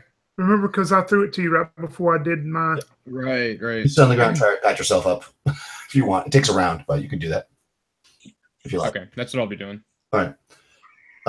And the other one is going to shoot. I think he's going to shoot well, I'll roll randomly because you could shoot any of you, including the tar at this point because he got engaged in the thing. Everybody but Mary. Oh, he's not going to shoot Tony's character. So let me roll a d4 because you're working with them. So let's see. A 3 would be 1, 2, 3. Okay, so actually your arm gets torn off. You fall to the ground. The other one turns to you with his pistol and shoots you with the freeze ray. So you need to hold on. I gotta see if I hit first. Oh, I don't know if I do or not. 11 would hit an armor class 4. That does hit you, right? Because you're 5 now, Marcus. Yeah. Okay, so go ahead and make a saving throw, or else you are frozen. Like an ice cube. Let's see. Oh no, I failed big time. Okay, you cannot move for 1 hour, which means that somebody else is going to have to help you. So I begin to try to patch myself and just freeze. You're just like frozen there, yeah. And blood's just squirting out of your arm. I was going to say if he's frozen, if that catalyzes the wound. No, it's more like I don't think he's like frozen solid. He's more like frozen, like paralyzed. Yeah, I think that's how I'll say it. It was because you don't take any damage. If you were frozen, you'd probably take damage. Okay, so let's do initiative, right? That was it. 2. 4. All right, you guys go first. So the drama is building. I'm going to turn and shoot at this cockroach who's holding my friend's arm as threateningly. I'm pretty sure I missed him twice. I know I missed him. Let's see. I know I missed him once for sure, and the other one's armor class 7, so I'm pretty sure I missed him twice. Armor class 7 is his armor class. 7 is his armor class? Okay, and the other one was a 10, so I don't hit the computer. And I do 5 damage to him. Nice. That actually kills him. He falls to the ground. Well, he splats because he's a cockroach. Nice. You said I had actually made it up to the one with the woman, so I'm standing up next to this one. Is that correct? Yep, you're right there. There's only one. You see there. It taking the damage from my friend and her not listening to what the Pleiades is doing. He turns back towards her and he looks at her and he says, "You should never shoot someone in the back. You always shoot them when they're facing you." And I shoot her with my black powder pistol. A 19 on the die, so that would hit like what, an armor class 0? Yeah, you hit me. Nice. 5 damage. You hit me. Oh my god. How many hit points have you got? 3. 3. Okay, so you got to roll. I had 5. 5 damage. Yep.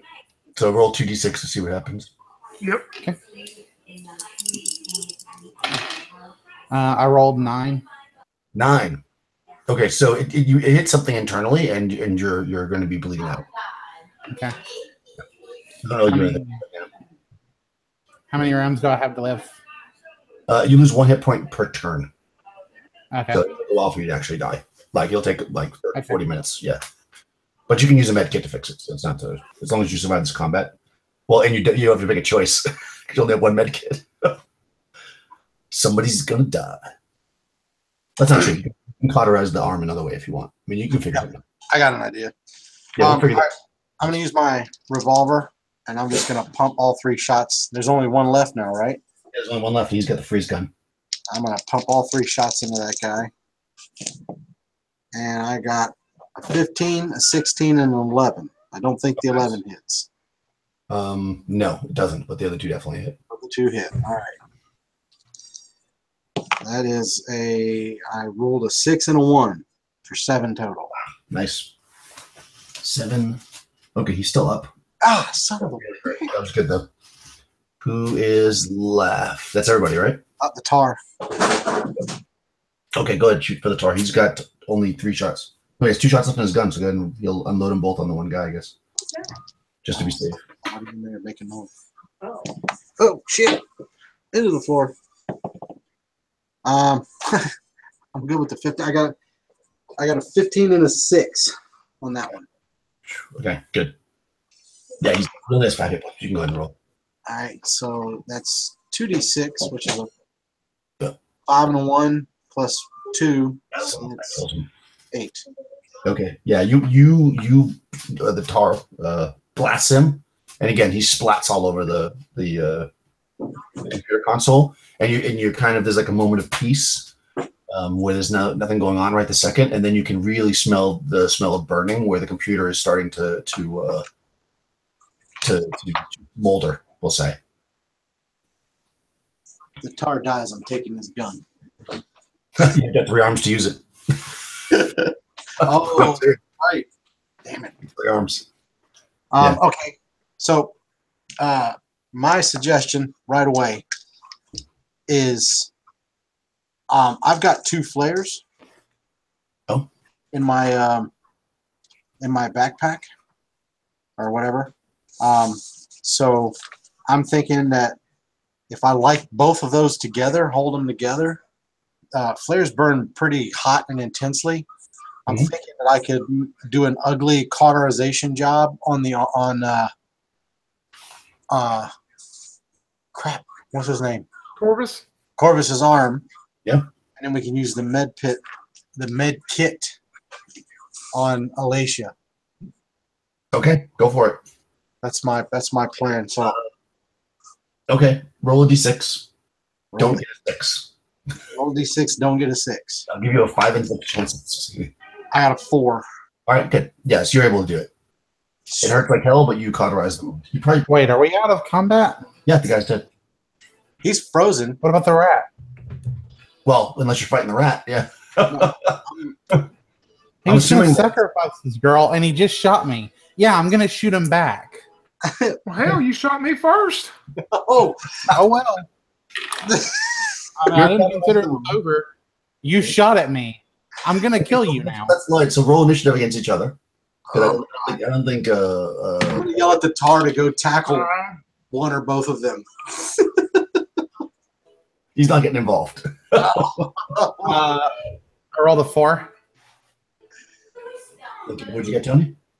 I had a 5. Okay, so you go first. Okay, you go first. Yeah, I mean, if I actually see, if you're actually set, you're raising your pistol up towards me again. She's shooting you.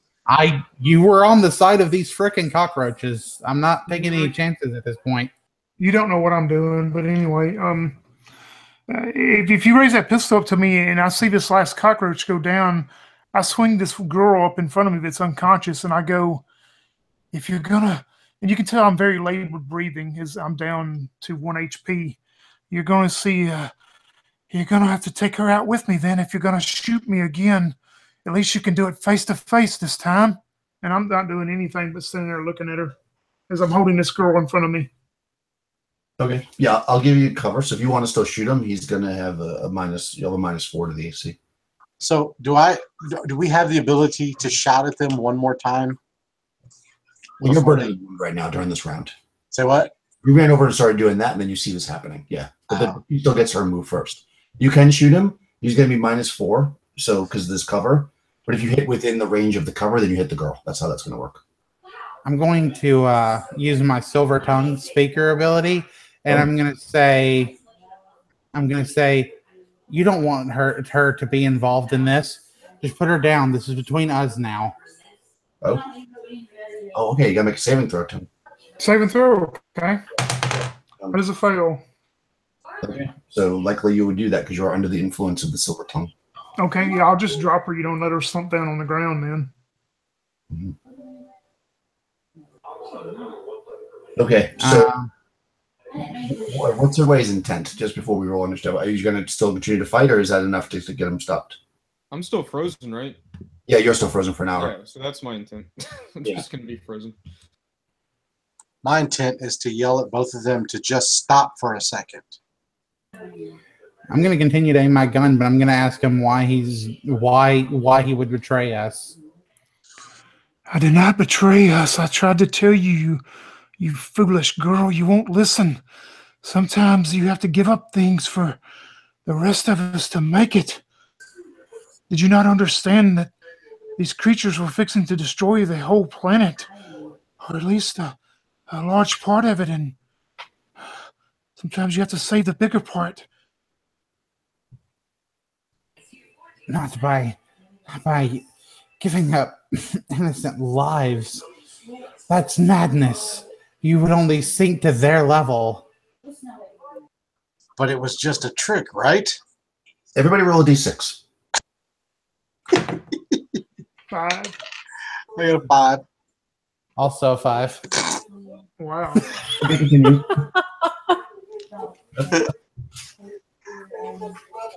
Continue. Sorry. I love the way that this is going. I'm sorry to interrupt. Go ahead. Did you roll, Marcus? He's frozen. Oh yeah, I mean I'm frozen. Do you want me to roll though? Yeah, good. A 1. Okay, I'm gonna send you a message. All right, great. Go ahead. I'm sorry to interrupt. Do whatever you're doing. Say, if you sacrifice innocent like that, you only become that you are supposed to despise. Don't you see that? No, I don't understand the rich background you come from, but I do understand to try to save a larger part of the population. Sometimes single sacrifices must be made for whatever. If that is true, then how do I know that it's only that you won't simply sacrifice me or one of these others to save your own skin? You do not understand the way of the Brewman. You do not understand. Perhaps I don't need to understand. Yeah, and I'm gonna shoot him again. Roll initiative just in case he wants to try to do something else. Well, I guess you can't do anything. Well, you can. You're charmed. If she's gonna shoot at you, then you can try to avoid it. Yeah. Forward. Also a 4. So Oh man, simultaneous. So what are you doing? Well, if I'm still talking to her, she can go ahead and Oh, right, 'cause you're charmed. I'd say you can make another simultaneous attack as well. If it's simultaneous, there's nothing that's going to end this better than for both of you to kill each other. I think that if she shoots at you, I think you can automatically break the charm to shoot back at her. Because that just seems epic. So yes. okay, so this time I rolled double 16s, so that's 2 15s. So I hit armor class 6. yeah, I believe that's what I'm at now for you to hit 6. And what are you at? What did you roll to me? Or do you? What do I need to make a saving throw? No, I'll just say if she's shooting you, that breaks the charm. You can't shoot somebody from charm. That doesn't make any sense. Yeah, I mean, I would completely agree. The first shot does 2 damage, and the second. That's enough to take me down. Mm-hmm. What did you get though? I just want to know if it's going to. I wouldn't have shot back at her at this point of not knowing. I'm still trying to talk to her and try to make her understand my ways. So okay, all right. So yeah, when she actually hits me, I had no time to react. I'm going to say. Okay, so roll. You've actually had to do this already twice. So roll 2d6 plus 2 on this chart to see what happens. We'll amp up the damage. Yeah, this be my second time to go down. So plus 2 to what I roll, or 10 again. 10 total. Okay. Okay. Destroyed limb. All right. So let's do this. I'm gonna roll. Legs off. We'll say there's 4 limbs. You know, a limb is a limb. It's your head. Okay. One left arm, right arm, or your other leg. Yeah, it'd be left leg then, because I took the right leg on the first one. You blow his leg off. Everybody roll a d6. Oh my god. 2. I got a 2. 6. 6. Okay. What are you gonna do? Bleed on me? Hold on. You got the 2? Yeah, I had a 2. Okay. So your leg gets blown off and you fall on the ground and you're looking up and you see that even though all these screens don't seem to be making any sense, There's one that is clearly a timer that's counting down, and it currently has 1 minute and 30 seconds left on it. I'm the only one that sees that. Well, not the only one. Oh, You would maybe notice my eyes have been bulging in that direction. yeah, but if I'm the only one that sees that could actually communicate it to the rest of them, I just with both legs out from under me now as I'm, I guess, bleeding out. I look towards you got hit one more time. Oh, okay. And that second attack did 1 damage. Well, does just enough to bring you down to 0. We are the worst adventuring party ever. Okay, I'm sorry, what were you doing? All right, hold on. Let's just Tony, how many hit points do you have? I had 1 when she took me down at the first shot. So okay, so that will put you at 0. So yeah. All right, so roll again. 2d6 plus 3. Yeah. All right. How about a 14? 14. You're dead. So you see that clock? Can I say one last thing though? As I die, yeah. As I fall down and I'm bleeding out, and this second shot hits me, I just look towards her and I go, "You should have listened. I tried to save you, but you're dead now. You're all dead." And I fall over dead. You see a tear roll down Corvus's cheek. Everybody that can roll a d6. Corvus sitting there going, yeah, my eyes are just saying volumes right now. I rolled a 1. Okay. 3. 2. This countdown clock at 45 seconds. Oh, great. So what do you do? I'm gonna shoot the computer. No. Hold on, I thought Rush saw it. You got a 5, didn't you? Yeah, I saw it. Yeah. I got a 3. Oh, I'm sorry. Rush sees it at 45. Okay. See it at 45, and you're like, because you probably see it at like 50, then you're like, what? Oh, you realize. So I look for something that says off. Or a large red button, because that always fixes your conflict operations. Is there a giant red button? There is not. Is there a giant button of any color? If not, I'm going to say I think we better run. What are you doing? Yeah, if you take the time to look for a button, it's like 10 seconds left by the time you see Oh. I mean, you're looking for a button. And I'm such a primitive man. What are you doing? What? So he's looking for the button like crazy. And then finally, Nirvana. Oh my gosh. The thing blows up. Yeah. Oh my god. And it kills everybody. Okay, was it just the building or was it like the whole planet? No, just the building. And actually, what's good about this is that if the building blows up, this thing had been sucking the water and air supply from the planet. And within 6 months, a new ocean started to form on the planet, and the planet is revived. So it's a planet, even though you died. Sweet. You're over there searching for a button, like, oh god, oh god, oh god. I'm like, what are you? No one will ever know. You should have listened to the woman. Yeah, we really was awesome. I'm like, oh, that's so mean that he saw it. Yeah, so basically, it like instantly disintegrated everybody that was in the thing, including Mary and the poor Tar, who was just for some adventure. But okay, so And the pilot too. there you go. That's how it works. Thanks for playing, guys. It was fun. We'd end the stream. Well, I do like the system.